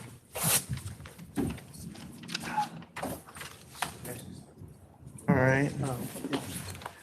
Good afternoon, members of the board. Good morning, sir. I'm Jack Posner, an attorney, and I represent S&E Restaurant Corp. He wasn't asking for it. The offer in compromise was originally sent to the board on October 10 of '23, and we accepted the $3,000 fine. Somehow it didn't get into the system, and so I was called here today. On behalf of my client, I would argue, on his behalf, he's been in business since 2007. This is the only violation that I know of. Yeah. 6. And on the evening of the incident, Terrence K. Edwards was his security person. He now has a license, which I brought with me if I could hand up to the board. Please.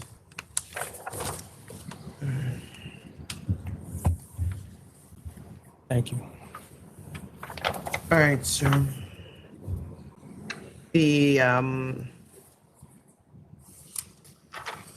more concerning charge here is actually books and records. What do you have to say about that, sir? My client has since been instructed, and I personally directed him how to keep books and records on site of all his purchases, and that's now on site at the location.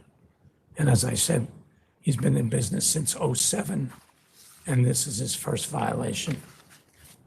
The offer and compromise that we made of $3,000, we still stand by that number.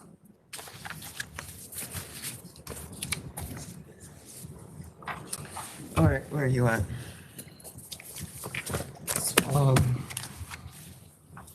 Certainly appreciate the offer, the documentation that the security guard has been licensed, is received in evidence. He has a great, well, actually, is a. Wait, sorry. Is it just he's currently licensed or he was licensed when this happened? He's since licensed, I think. He's been since licensed, I acknowledge that. All right, so you're not making a representation that he was licensed when this occurred? No, Okay. but he was told, my client was told by this gentleman that he was licensed, but it turned out not to be true. Okay, but And he he's has since now been licensed. seen that, has that corrected. Okay, I just want to make sure because Yes. otherwise I would have to get rid of it. Okay. All right, go ahead. Yeah, we do have a small adverse history in 2018 and 2020. I'll accept the 3,000. Very Mr. good. Maya Accept. and Chair. I'll accept, thank you. Thank you. Thank you to the board. I had adjourned it a couple of times because of my health, and I appreciate No, you doing thank you so. for coming. I appreciate Thank it. Thanks. Thank you. Next is number 44, HB Wine and Liquor 1 Inc.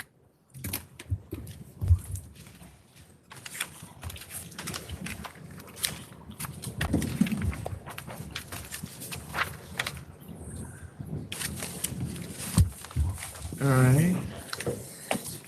My name's Henry Warakomsky. I'm the attorney for the applicant.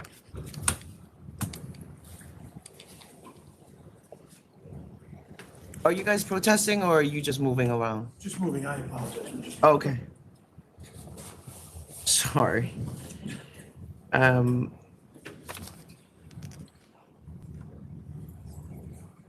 So I don't have any protests on the record here. To what?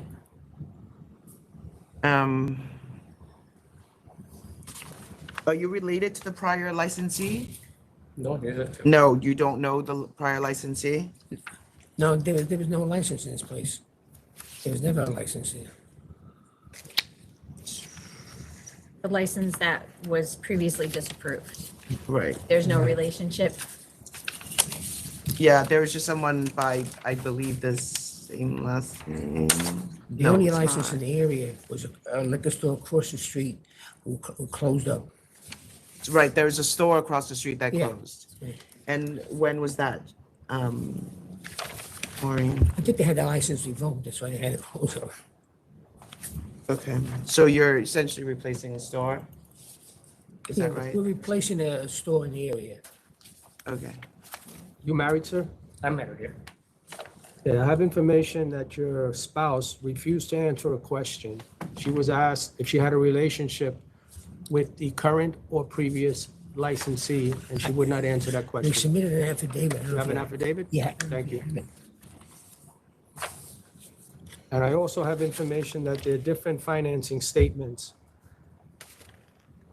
And all those financing statements show that you resided at the same address as the previous licensee, but you're saying you have no relationship with that person. I live in New Jersey. I live in Clifton, New Jersey, so I don't have who was You the had previous- financial documents that showed that you and the previous owner lived at the same address, resided at the same address. Of the Sorry. previous? Sorry. Previous applicant or previous owner? What I have is here, Is that- shows he resided at the same address as previous licensee. This is a new store. It's never been licensed. So It's a small store. This would be the removal. Before you applied, someone else applied for a removal at this location Mhm. and they were denied. Well, That that- I'm not aware of it because I live in New Jersey. At my current residence, I'm living there from 2007 in 80 Orchard Drive, Clifton, New Jersey, 07012.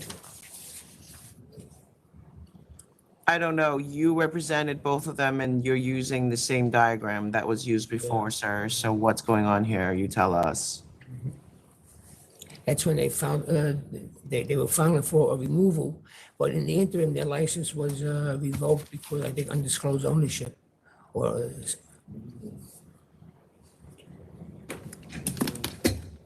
Can I ask what the address is for the store that closed, that you say that you're replacing? The store closed was opposite to the current store. That closed, do you have the address or the name? I don't remember. The store was closed opposite. the store across the street? Yeah, do you have the address? Yeah, their license was revoked and they closed. Do you know what the Huh? address is or what the name is? The name of the licensee? Yeah, of the Previous one, store. The previous, opposite. I don't remember. It existed, but.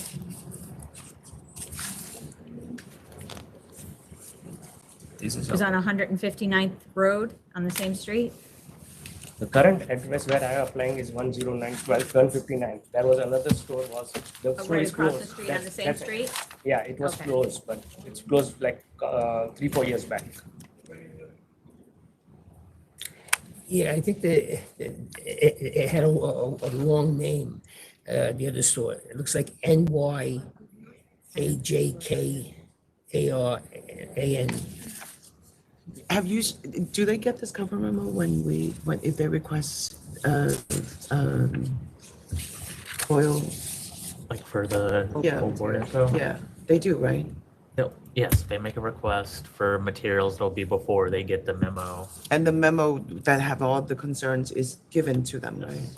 So the store was revoked in 2022, September 30th, 2022. And the name on it was Yeah. NYALKARANHARI Inc. Niall Karanahari Inc. Located at 102-11 159th Road. It was revoked. Was it Patel? Right. Was it Patel? But that's where we closed have store. the connection here. We're at the same Yes. home address, Yes, right? So that was All right. Daksha Patel. You have another business, sir? No. Do you work selling diamonds? Yes. Okay. Currently, I work in diamond industry. Yeah. Currently, I work in diamond industry. Yeah. Okay. You work for somebody? Yeah, I work for someone. Okay. Full time? Yeah, as of now, full time because my store is not open. But once I get the store, I might work for part time, and then I will hire a manager in the new store.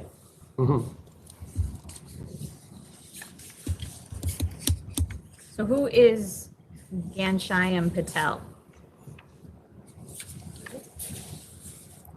THANSHYAM Patel. That's who you had originally borrowed money from? No, I haven't borrowed any money from anyone. All right, look, why don't you guys request the materials that we have? You should have your application. You seem to not know what's in your application. Your attorney seems to not know what the concerns are, which is in the materials that he should have requested before.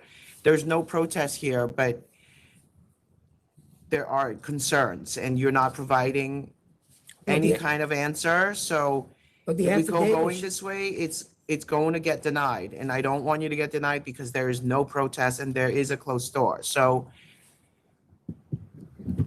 you want an opportunity to reconsider it, or you want us to vote?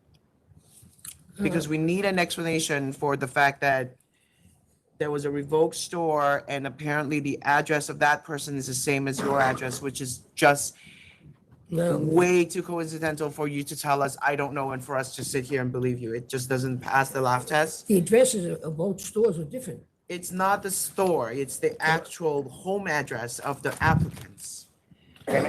So if you don't know why that is, you need to figure it out and tell me why. Yeah. May I ask a question? Yes. Just one among many questions, but here, very plainly, did you reside at 357 62nd Street, Brooklyn? Never. And do you know Daksha Patel? No.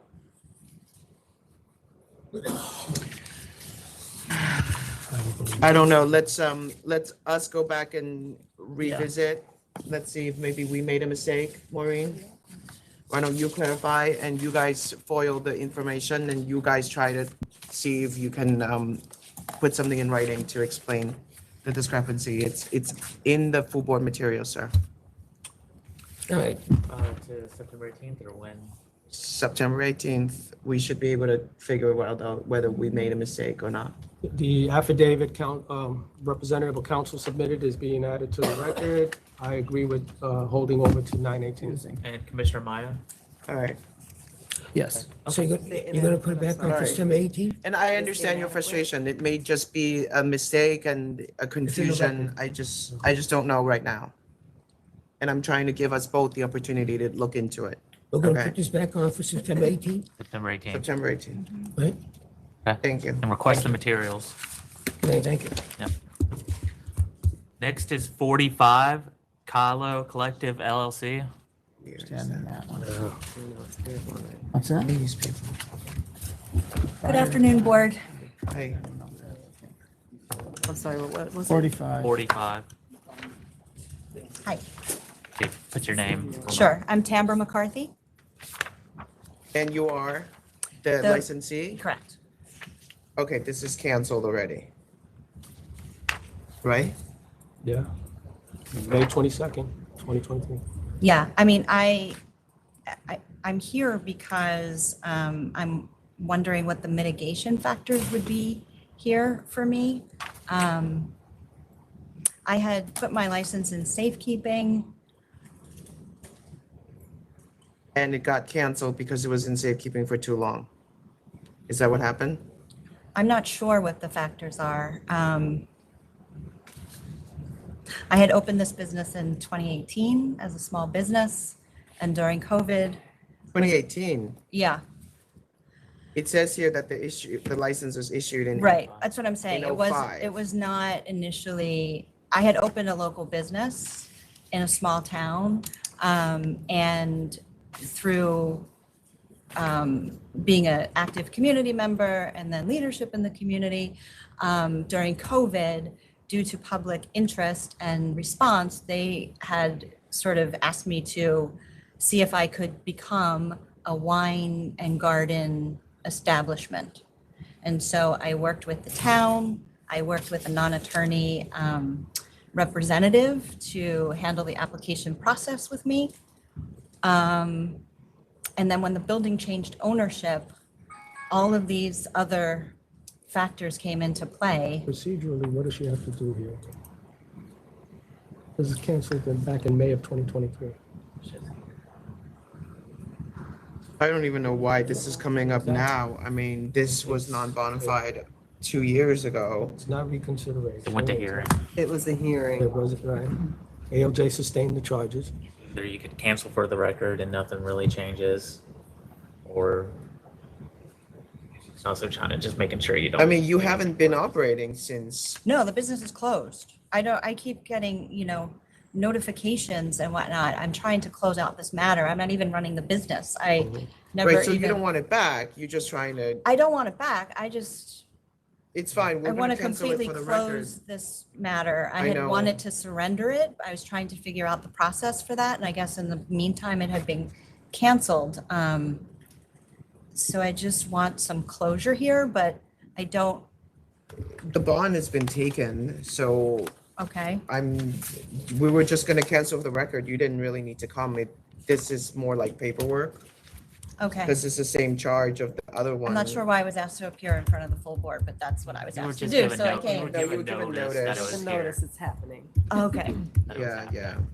Because okay, we have a duty to notify you, because it's your due process, but okay. Not that we I would would have ever apply for a sustained the liquor license charge again, based because on that hearing. wasn't, like, I'm not like a, an operator that way, but how would this impact me in the future if I were? for example? nothing really. I mean, what will happen if you apply again is that it will come here Mm-hmm. because you have a cancellation on the record, but at that point, If it's a different you location. come a here different business. again and you explain what had happened and you can, tell us what the history is. It may be Okay. us, it may not be us. And at that point, the board will decide whether they will hold that against you. It's not I see. like a death sentence or anything like that. Okay, and and I it's don't have not any even close financial to- obligations, like, I'm good to go. Yeah. Okay, There's it. no other Yeah. cases, so. I also love And you can that apply landlord again and came just make for sure this- you have a those lawyer and. tenants. Say again? The fact that the landlord came for those tenants was such a beautiful Yeah. thing. Because Oh, as yeah, a business no, owner in a small community, I've been fighting against landlords. So Yeah, I know. We anyway, appreciate that too. Thanks for saying anyway, that. so we're good. Yes. All we're right, good. thank you for your time. Cancel for the record? Yes, cancel for the record. Cancel for the Commissioner record. Cancel. Yeah. Okay, thank you. Bye-bye. Aye. You'll probably get one more letter from us just saying that, so just watch out. Okay. All right. Next is 62, Ramona Garcia LLC. C2. Good afternoon, members. I You're sur- the licensee? Yes, ma'am. I surrendered my license in April 12th this year. Yes. It's in the record. It's surrendered on June 24. This Was is a in disorder. April 12th. Yeah, and the business is closed, right? Yes, ma'am. Business is closed. I'm going to reduce this to 1,000. Is that okay? Yes, ma'am. 1,000. Thank you. 1,000. Thank you so much. Thanks for coming. When a woman runs a business, they show up even after it's been canceled and surrendered. They're like, I just want to make sure this is clean. Next is 25, Tropical Dining Enterprises, Inc. What number? 25. Tropical. That's my husband, but he stepped up to put more time in the bar. All right, I'll hold it off to the side. So next is 17, AGA Liquors and Wine LLC. 17. What happened on 25? He stepped down. Oh, okay. I'll put it up here. So 17? He's here now. We'll call you after them. 17, okay. For AGA Liquors, Marconi Associates by Louis Chisari. Good afternoon. I have the applicant Artan Shotag with me. This is also a replacement license. It's replacing a liquor store that was previously there. It has a bit of a tortured history, but he's the new applicant. What store closed, Maureen? It was VIP Liquors. They closed, they moved to Mount They were Kisco. here a couple of weeks ago. Oh, that's the one? That's the one. Who's RBA developers? RDA Developers is a hard money lender, which he borrowed the money from to open this particular store. Not a bank or? It's not it's a funding company. It's not a bank. It's not licensed by the state of New York. What was As the a- collateral then? The collateral is, On the hard money. actually, it's just a personal note. He would get a judgment against him if he defaulted on the note. He would get a judgment against him. Okay. What kind of interest these people charge? 3%. This was done before things went insane. I don't know. You running a restaurant? How far is that from here?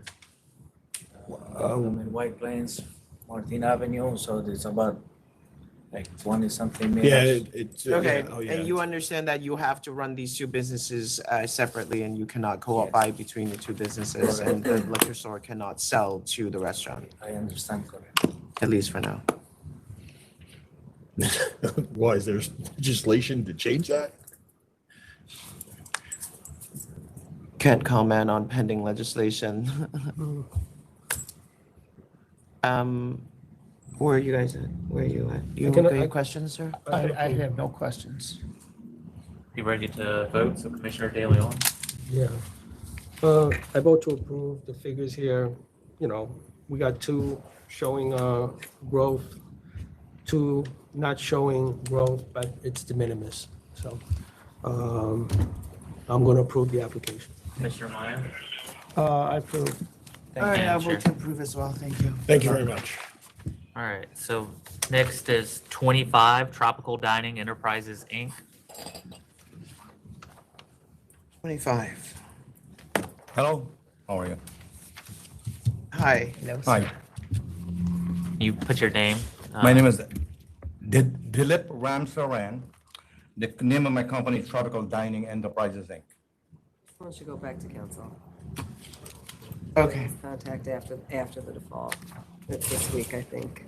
Okay, so this is another situation where there's a default on the record, and because you're here, we're gonna send this back to council's office, communicate with council's office. You can either go to hearing or submit a CNC penalty, and we will come back here again. We have to withdraw the default because otherwise it's gonna be held against you that you didn't appear for the case. Yeah, but I want to explain what happened. Can I Yeah, no, I explain? understand that, but you have to talk to council's office first. You don't have to, we don't. So how deal do with I do facts. that, ma'am? How do I do it? You do want to explain it? I'm sorry. Sorry? No, so it's going to be returned to counsel's office. So that means you'll get, the prosecutor will reach out. I'm new you. to this, I don't know, I just want to find out. You'll be Okay. contacted, and you'll have an opportunity to negotiate. So they will contact me, I'll contact them, who will contact me? You can, I don't know what Actually, I'm record. concerned if we don't have accurate information. Yeah, exactly. Right, So, So you should contact the agency. You're gonna send him a letter? I did contact the counsel's office and say I haven't come for a hearing. That happened this week, right? Yes. Yes, and they told you this was happening today. Right. And it was defaulted on because you didn't respond previously, so now you'll have an opportunity to engage with counsel's office. So I gotta contact the counsel's office now. Yeah, do you have a phone number you want to give? Yes, you should contact it, but you can give us contact information as well as a backup, if you'd like. yeah, here, write it on this note and give it to, Yeah, to please, Donald, because I don't know please, what's so going that on. we know how to find you, so that you don't default again. Here, sir. Sorry. So we're trying to help. I understand that, but Okay. you know, I was waiting here all day just to hear now, and I gotta get a counsel's office. This is not good. Can you give me the number, please? Yeah, no. You give me. The Yeah, alternative it's is better that than default to is- take a default, That's which right. it's not good at all. Want my telephone number? What do you need? What was the thing for me Give to us take his? accurate contact information, Yeah, phone give number us and the address. contact information, and then you can send it to the lawyer involved. Check your emails because that's. Because, yes. No, we why we're really, here today because you didn't respond to the Shannon, just for the record, is we really need to look at these defaults and not just send it up because we like, Agreed, but you know, oftentimes yeah, it I isn't know. the fault of the, it's Yeah, they're not no, I giving us- know. yeah. But I I know. agree, so we're implementing a process. that gives yeah, we us just need a to, second opportunity. because God forbid we have someone pissed off. Are you saying that because when they come in, this happens and we can't help? Yeah, I mean, that makes sense. Thank you very much. Thank you. Have a nice day. You have a All good right. day. Sorry, sir, try to look out for your communication. Everyone was okay with return to council, correct? Yes. Which is that? Everyone Return to was- council. Yes. Return to council, right? All right, next is 59, Sammy 194 Grocery Candy Corp. 59. Good afternoon, everybody. My name is Lawrence Pruzansky. I'm the attorney for the. Oh, yeah, sorry. One Oh, second. sorry. Commissioner De Leon. Yeah, I'm so sorry. Oh, Sorry, didn't you notice. didn't say anything and walked out. 59. Okay. Yikes.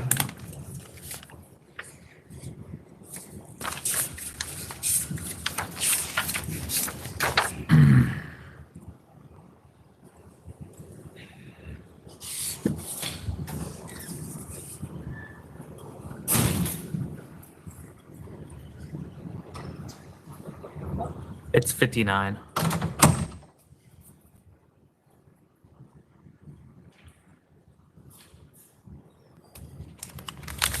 All right, so now we're ready. Okay, my parents. Yeah, you're good. Thank you. Good afternoon, everybody. My name is Lawrence Pruzansky. I'm the attorney for Sammy 194 Grocery Candy Corporation. This is a licensee, Mr. Fayez Al-Mansari, who is to my right. You were asked to appear here today pursuant to a letter that I received about 2 weeks ago. All right. I can say from what I have from the paperwork, there was a conditional no contest offer made that we received in the mail back in May. We conditionally accepted that. If I may report subsequent news, which is good actually, on behalf of my client, he has not had any untaxed cigarettes, I'm informed, or any cannabis since he received his summons back on January 31st when the incident occurred. He's been inspected 3 times by the sheriff. As the board may very well know, there's a cannabis, new law here since May 2nd. The sheriffs are going around to all the stores inspecting them. He's been inspected 3 times, twice in the last 2 weeks. They came twice in 1 week. About 2 weeks ago, he told me. He's passed every inspection. There's no cannabis there. There's no untaxed cigarettes there. If there would be, he would be closed down right now. So the offer that was suggested was $15,000. I would ask most respectfully, it's a lot of money. He's been in business for close to 15 years. He's informed me. He made a mistake. This is a one and done mistake. Basically, he's learned his lesson. I would ask the board to consider a lower penalty in this case, if that's possible. It's a family-run business, and that's essentially it.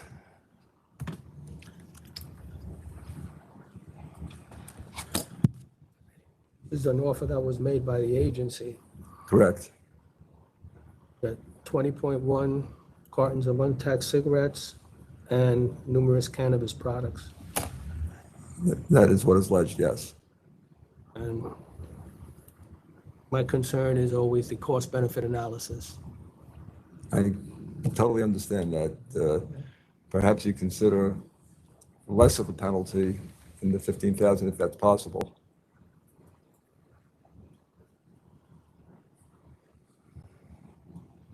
I was gonna go up, but if these charges were brought separately, not on the same day, the fine would have been much higher if these cases came separately. The policy really is cancellation, but This is the first time that he's had a problem that I'm aware of. we try not to go with the policy here just because we really respect our licensees and understand, I think, during the launch, it was confusing what you can and cannot do, but where are you at? 15? All right, go ahead. All right, we'll accept 15. If we have time to pay that, or we'll get a letter in the mail. You'll get a letter with the notice of disposition via email, and it'll give you the time to when it's due. So there's Understood. time. You usually have 28 days from the date of the letter to pay. Okay. All right. Okay. Thank you. Yep. And I don't expect you to see him here again. Thank you. Hopefully. Next is number 3 and 4, Bar 13 Inc.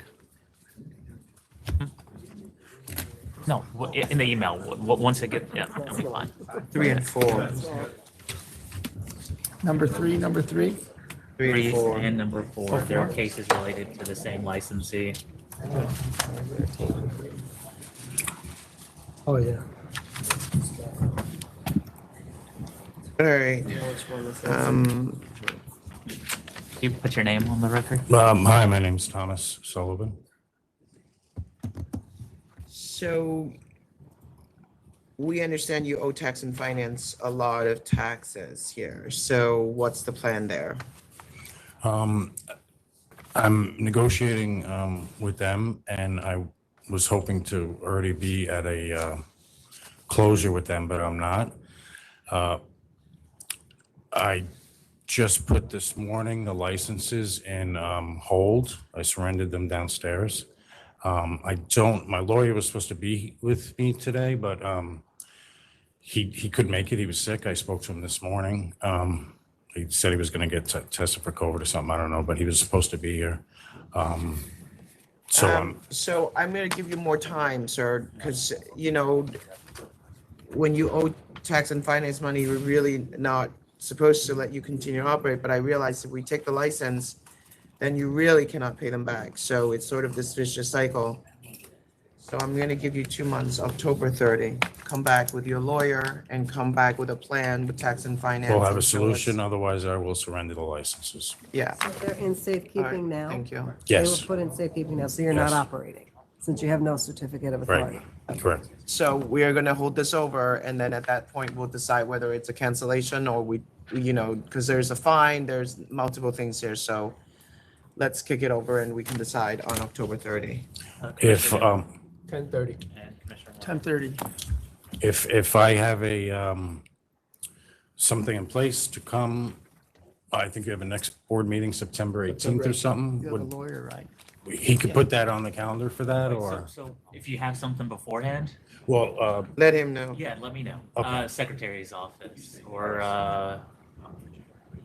Secretary's office. All right, thank you. So you're not operating, you understand, while the license is in safekeeping. You're obviously not operating. No. Okay, very good. Next is 53 H&R Management Enterprise LLC. What was that? 53. Thank you.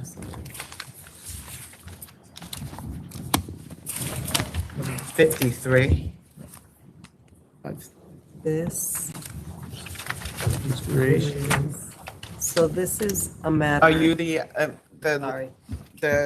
lawyer, or you're the licensee, or who are you? Yes, good morning. Adriel Leroy, attorney for Donaldson and Chillis. We are the attorneys for H&R Management. So this matter. Okay. There is another matter that was a hearing related to an availing. Yes. That already happened, that is awaiting a decision. I believe every issue has been dismissed on that. We've submitted certificates of disposition already. I don't think you received a decision on the availing hearing, right? The hearing the hearing results have not occurred. You haven't come in front of. Oh, no, we have not received the decision. Okay. I think the appropriate thing would be for this to go back to council so these matters could be heard together on the same day. Okay. Back to counsel's office. Mr. De Leon. Back to council. Council. Thank you. Thank you. All right, thank you. There is council. So the return counsel your other case is ready to come back up here, then we'll make sure all the. Yep, you'll get that. Hey, Shannon, can you just make sure that. Next is 1 and 2, Abby's Bar Lounge Corp. Okay. Sorry, what number? 1 and 2. Okay. Marcotti and Associates, Louis Chisari for the licensee. So I know there were a bunch of documents requested. We provided a bunch, and Probably not. What? Right, there's a lot outstanding. Well, again, as I explained to Mr. McKenna last night, 3 of the requests, we've answered twice that we don't have those documents. So I don't know why he keeps asking for documents we don't have. He doesn't like my answer that none exist, like management agreement, it doesn't exist. What agreement? He asked for management agreements, and we don't have them, but he keeps asking for them. Well, if it doesn't exist, it's one thing. If I said it doesn't exist. there was no management. There was no management. There is none, and he just keeps asking for it. Some other examples are canceled checks for payments for alcohol beverages were not provided. proof of payments for rent at the licensed premises, corporate tax returns I still was just, outstanding. yeah, I was just handed the corporate tax returns this morning when I showed up here. Bank statements are not provided. Copies of loan agreements entered into between the licensed entity and other entities were not And provided. that was another one I answered. I said, I keep asking him, what kind of loan agreements are you talking about? There are none that I know of. Is he looking for like leases on, I guess, a lease on an ice machine or something like that? I've asked him to clarify that, and I haven't gotten an answer. I just get the same question again. That's what I'm saying. The person appearing with you is the manager, right? It's Yeah, not- Anthony Diaz, yes. It's not the licensee. He's not the licensee. The licensee is in Florida, Santiago Williams. He's still recovering or being treated for a form of cancer. Unfortunately, he relied on a Jaime Reyes, who I think we can all admit is a bad dude. We've gotten rid of him. Mr. Diaz has come in to run. Unfortunately, he's dressed the way he is because he had a pipe burst in his house this morning. So he's been digging a hole in his backyard from what I understand. When you say that you got rid of him, he's been there repeatedly since then, though, right? Not since this all started. Once all the charges came and I looked at him and got involved, I was like, this is the man that has to go. And that was my understanding. He was gone. It's our understanding that he's repeatedly there still. Again, I can only go by what Mr. Diaz has told me and what my client has told me. I'm not there, physically there.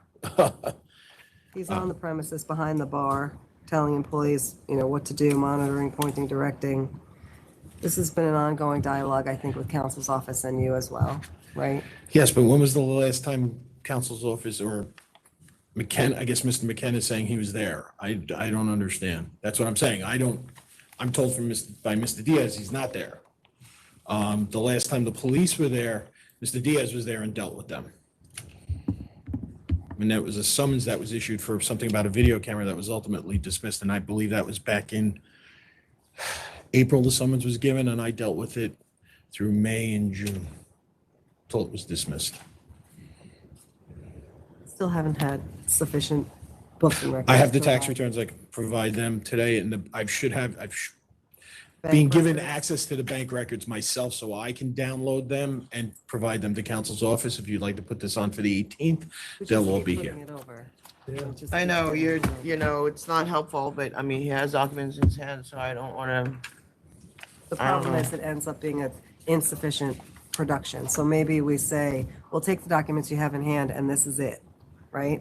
Yeah, I mean, it's up to I think that's what you. we It's said really, last up- time. yeah, I know, we say that every time, and it's just, And, something like bank records should not be a difficult ask. I'm not saying it isn't. That's why I asked for now the access to the bank account so I can go in, pull out all the statements and provide them to you. You have an authorization? I do it a little different. I just asked for the password, the username and the password, so I could just go in and do it, so I'm not physically going to the bank. I understand. Yeah. How old is the licensee? I believe he's in his late 50s. You say he has cancer? He has cancer, yes. And he's in Florida. He's in Florida being treated, I believe it's bone cancer. What are his long-term plans? I would imagine he would plan to sell it. I think he's more focused from my conversations with him on what's happening on the particular day, whether it's chemo. I mean, it doesn't even make sense. These charges happened before the license was issued. So, this is not like an old business that he's had for 20 years. Nope, This these happened a lot when it was the temp. And then once Mr. Diaz kind of came in, it kind of straightened out because then there was from a point where they stopped, the violation stopped. Yeah, but why isn't he just applying for his own license at this point? He's not the manager that has a problem. He's not like if he wants to run this business, he should just apply on his own accord. I don't disagree. That's a business decision outside of my purview. I have actually given that advice to people. Whether they take it or not is, So, I mean, you're here representing that you keep fighting for this license that you also agree with us that we should cancel all this. So. Not cancel, I would ask for a stiff fine, change the hours and give them one more No, shot. but that's not fair to him because he's the one who's been showing up here every single month since June. No, I'm not disagreeing with that. But again, that's a business decision between the two. we should just cancel this and then you guys go and file a new application, apply for a 10 and have something under his name. If that's what you're trying to do, you know, like, and it will come back here and he can, at that point, argue his own case of why I'm not- he deserves a license and he should be the licensee, unless there's some reason why we're protecting this person who is not present at the business, and you're telling us multiple times that he's not gonna be present. No, I'm not disagreeing with your position. I've been given a position I'm in. I can't agree with you to cancel the I know, license. but I'm saying that if I cancel it, then he has to pause. So what do you have to say? Gentlemen, you come. Good afternoon. Members of the board, sir. What I'd like to say is, it is very clear Santiago is very ill. He has put in his investment onto this. We're hoping for perhaps talk about some place where I could take over legally other than physically. However, at the moment, I didn't want to burden him with these things. Now, I don't want to see him taking advantage of the situation where he's been ill and very well, I'll take over or whatever. I want to give him the opportunity of give him a clean place. I mean, this guy Jaime, he just ruined everything for him. He trusted him. It's for what I've known about this guy, what I hear is part of my friends, just an asshole. And this guy who, I'm sorry, I'm just very upset about this situation. And all I'm trying to do is trying to rescue my friend's operation so we can sit down and hopefully I'll be able to perhaps continue from that point on. Because ever since I took over, I've been just addressing things that seem to be revolving, which they're not. It's just this guy upset the police to such point that they don't even freaking want to hear his name. Yeah. And for what I have learned about him, he's got personal problems with the police in other enterprises of him in that town,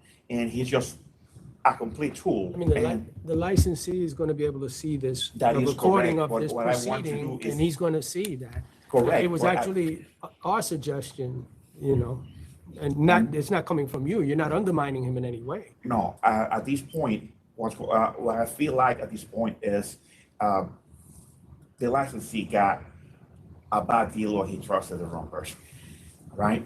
And at this point, I'm trying to get things straight, and hopefully, now that once we get things straight, him and I can sit down and approach it in any way. But there must be difficulty getting things straight because we're having these ongoing conversations about documents that's needed that are not being provided. Well, it's just not moving forward. And yeah, I mean, I think, right. And like he said, like they can't prove what doesn't exist. They can't show us that there was an arrangement because there was no arrangement. You know, essentially they're telling us that the availing was happening. It's got to stick, right? And it was sustained. Well, I will be more than glad to make the whatever dealings I have to make the arrangements that are not existent, right, so they can have legal weight, and I can go ahead and assume the legal responsibility of this. No, I mean, I don't see the reason because they're not going to be able to provide the documents to satisfy counsel's office. And to some extent, if there were money to be spent, it should be compensation for the person who is not present. I mean, I'm even saying that only because he's sick.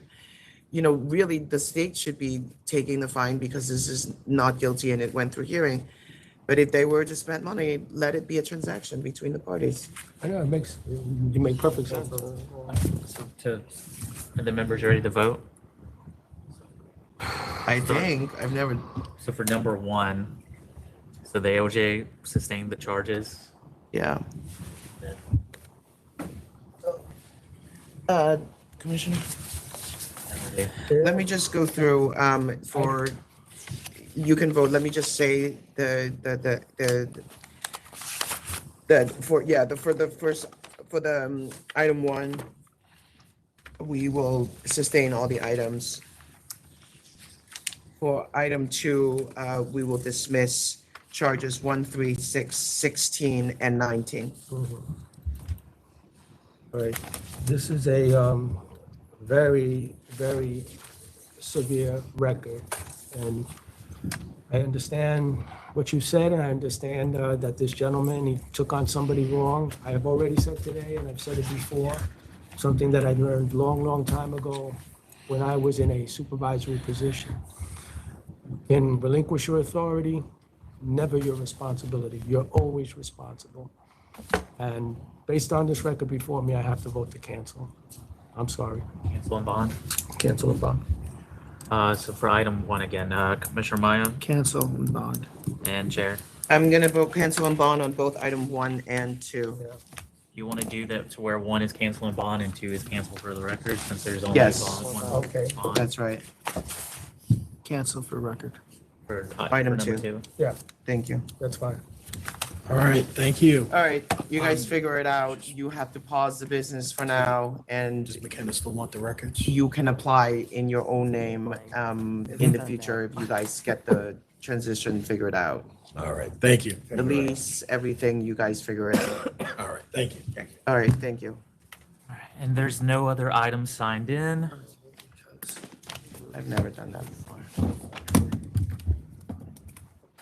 So first one was 7. This was adjourned to the, Hold on. Is this the speed round? This was Speed round. adjourned, right? Adjourned 7? Did you say speed round? yeah, yep, speed round. He's obviously. Are you gonna go in numerical order? He Yes. goes, yeah, he goes in order, yes. Yeah. So 7 was adjourned to September 18th before the meeting. Okay, Okay. 8, we just received a request to adjourn to September 18th. The app has a work commitment. okay. This is 9/18? September 18. Yep, 9/18. That's fine. 13, another adjournment request to September 18th. The applicant is sick. Okay. 9/18. Commissioner Maya, you okay with that? Yes. All right, 18, this went to hearing. The ALJ sustained the charge. I got 6,000. Yep. Sustained, charge 1, 6,000. What one was this? Commissioner Meyer. 6,000. I'm sorry, what number? 18. 18. 19 is an offer of 4,500.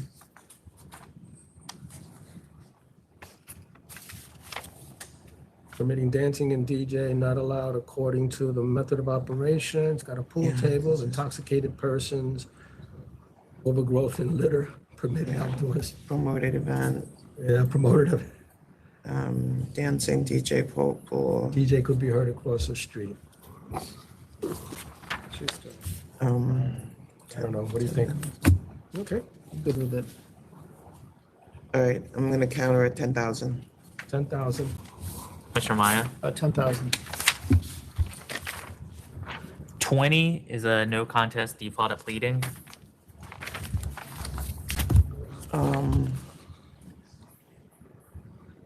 The landlord sold the building, the mail was not returned. Where are you at? I was at 65. Yep, 65. 65. 21, this went to hearing. The ALJ sustained the charge. And this bond is available. Okay, cancel and bond? Yep, cancel and bond. Cancel and bond. And sustained, correct? And sustained. 22 is an, 22, we received a request for an adjournment. They didn't provide a date after we requested. 9/18, please. 18. Commissioner Maya. Good 9/18. I don't understand why. 24 is an offer of cancel and bond. Cancel and bond. Cancel and bond. Cancel and bond. 29 is an offer of 2,500. This was not renewed, so the license has expired. Right. It's up to you. I mean, you can take the fine or you can just cancel and bond, if whatever you want to do. If it makes any helps, we could ask for the money, and if they don't pay, the alternate penalty will be cancel and bond anyway, since it's expired. But he wants to go up, so Oh, you have if you want to go up, we have to. No, I can take the money, 2,500? Yeah, Okay, we can try to do that. okay. 500. 2,500. 30 is a no contest default at pleading. This is also not renewed. Yep. And it's a default. Okay. What is this, 18-year-old clerk behind the counter not being supervised, vape? I mean, this would be a significant fine if you were to put a fine on it, but it's up to you. What do you want it to cancel? I don't see them paying $10,000. No, exactly. I don't see him paying $5,000. All right, what, cancel and bond? Yeah. Cancel and bond. 31 is an offer of 10,000. Gambling machine, second time in 2 years. I'll take 10. 10,000. Yeah, 10,000. It's on the notice of approval, I think. 32 is a no contest. This guy's licensed 50 years, this is 47, clerk did not request ID. What number is This is Stewart's. This is, yeah, 1,500 was the offer. Wait, there's no I'm sorry, offer. It's a no contest. No I'll give it contest. 25 because of the history of the license. 2,500. Okay. 25. I have something written here. Can I just figure something out? Yeah, of course. Just so I understand something here. If they have a long history or if they have ATAP training proof, we try to give them a credit of $500. Oh, okay. I don't know where I put that number now. Okay. Yeah. What was the So number you it said? usually is 3,000 Yes. and we would give them a credit of 500. So 2,500? Yeah, 20. Okay, 2,500 is good. 33 is an offer of 1,000. This is also not renewed. It's been closed. But we can try taking 1,000 if you guys 1,000? want. 1,000. 35, this went to hearing. The ALJ sustained the charge. This is arrest. Changing. Wait a minute, this is, and he's awaiting trial in June. In June. And he's got, this is the one with the C felony. In June. That's what it says here, June 2024. Also arrest, case adjourned. Yeah, so until- we need to figure out how that case resolved, right? That was a felony. So can we just hold this over until we figure it out? Sorry, I didn't catch this I one. didn't catch it. 918. How did 50 felony resolve? 36 is an offer of $3,000 and letter warning. I know, that was weird. And Donald, you got the proof of removal, right? I believe we did. Did we add I that? believe this one, yes. Photo showing removal. Photo showing it, right? Three, This one. three gambling devices. That's a lot, you know. Just say, Yes, there's a picture of it being. that's not how it works. So we'll just, we can accept the 3,000 and forget the letter of warning because that would actually require us to go back and do the work. Did you say I would 3,000? accept 3,000. I'll go with 3,000. 3,000 only. 3,000. And you have the proof, right, Donald? Yeah, there was. Yes. Okay. Okay, great. 37 is an offer of 4,500. SLA offer by the agency, license and safekeeping since April. Yeah, why is this in safekeeping?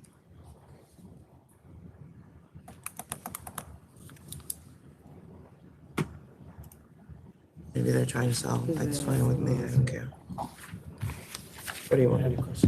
I'll take 45. 45. Okay. 45. 45. And Chair? Yep, 45, please. 38, the attorney's out of town and asked to adjourn to 9:18. Okay. 918. 918. 918. 39, this went to hearing. The ALJ sustained charge 1 but dismissed charge 2. Tax cigarettes, This is 7.2. 7.2, yeah. 5,000? Sure. 5,000. 5,000. And dismissed. Sustaining charge 1, Sustaining. dismissing charge 2, please. 40, 41, and 42, this was a default at pleading.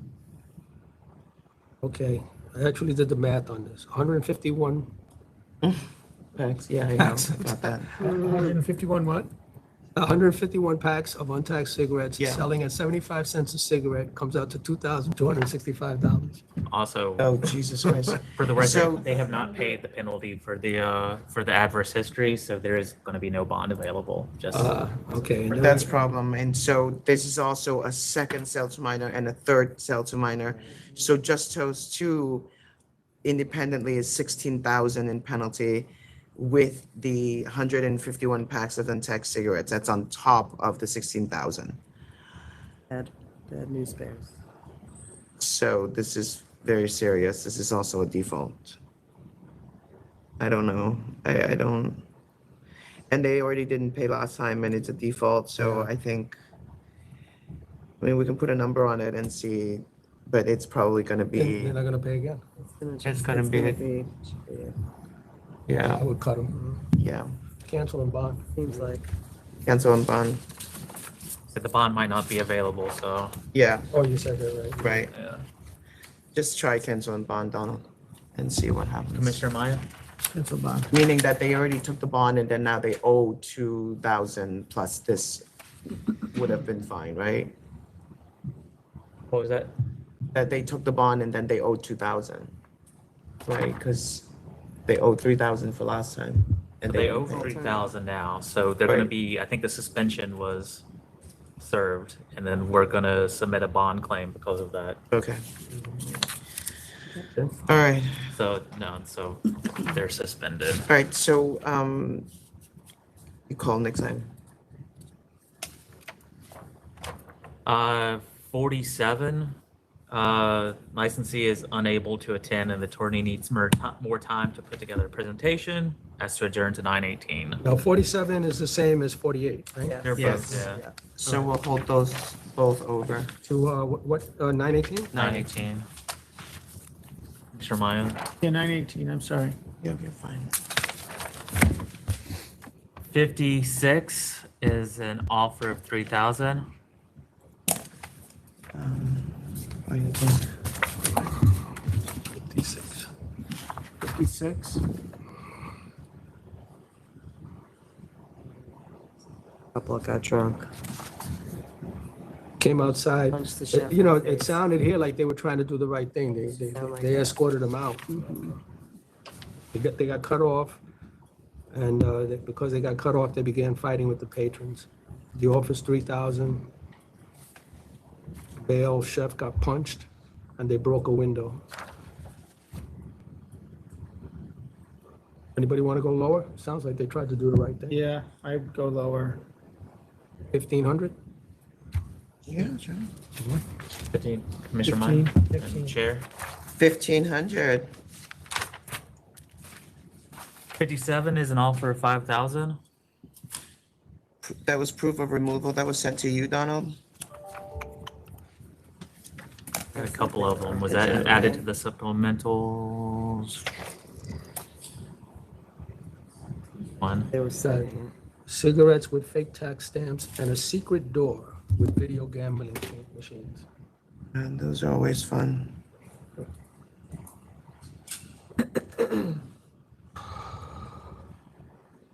Oh, wait, let's see.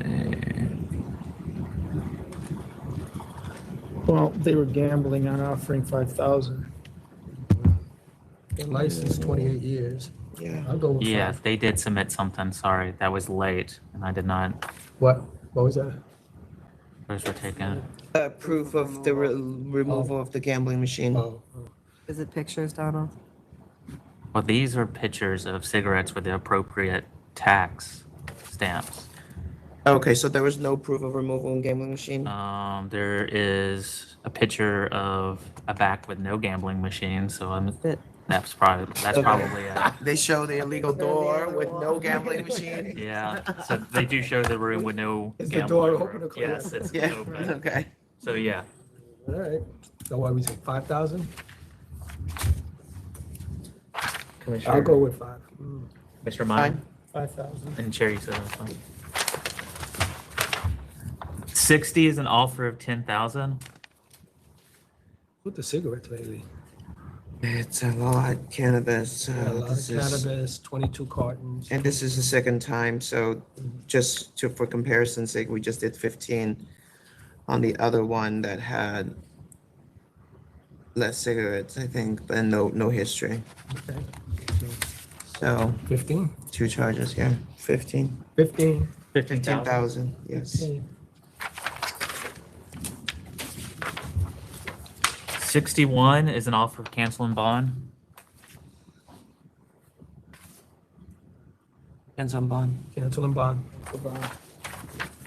64, the licensee is out of the country and asked to adjourn to September 18th. September 18th. 9/18. Mr. Maya. I'm sorry, September 18th, yes. 66 is an offer of 10,000. Illicit cannabis, significant. So out of there, or Weed. 10,000?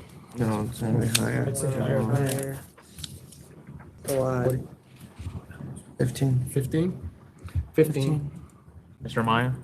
Did you say like, oh, that's I didn't pound? add it all What is up. that? No, that's Yeah, it's a lot. 0.1. Okay, so they had, 3.5. where are you at? I'm sorry, sir. 15. 15. 67 is an offer of 6,500. 2 sales to minors, 6-pack, 6,500.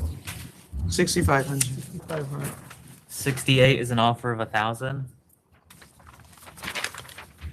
An SLA license, offer, license This is 47 an years. ABC officer situation. This is serious. Report of a fight, front So door there's a, closed and locked, 2 there's a fight. intoxicated women The fighting when the police door was respond to a open. fight, they close the door, they get. There was a prior separated, assault they in do April of it. 2024. There's a woman on top of another woman, Yeah. and it's the ABC officers present, they're the people in charge. Yeah. It almost looks like they were Seems like there was another. allowing the 2 assault women in to fight. April. Yeah. I don't know all the details of that. I'm good with 1,000 on this one. Come in and say, I'm gonna go higher, because there's a fight, Yeah. they have the front door closed and locked. they close It's it up almost on- like they're allowing these women to fight or encouraging it, I don't know. Because when the door was open, the 2 women were still fighting. So, They have stopped them without, you gotta do something. I'll offer 5.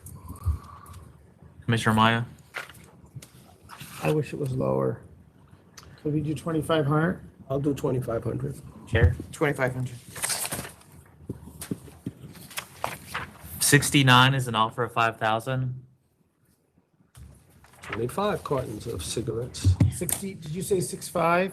69. Oh, 6.9, Sorry. 5,000? Okay. The license expires this month, in a couple of days, 2 days. What do you want to? 5.5. All right. No weed on this one? We'll go with 5,000? Sure. Licenses. 5,000. 5,000. Yeah, I'm good with 5. 5,000. 70 was a no contest default and pleading. They still do not have a food permit as of the 23rd of August. Yeah, that's not good. Operating a restaurant without a food establishment permit. Cancel and bond. Good, cancel and bond.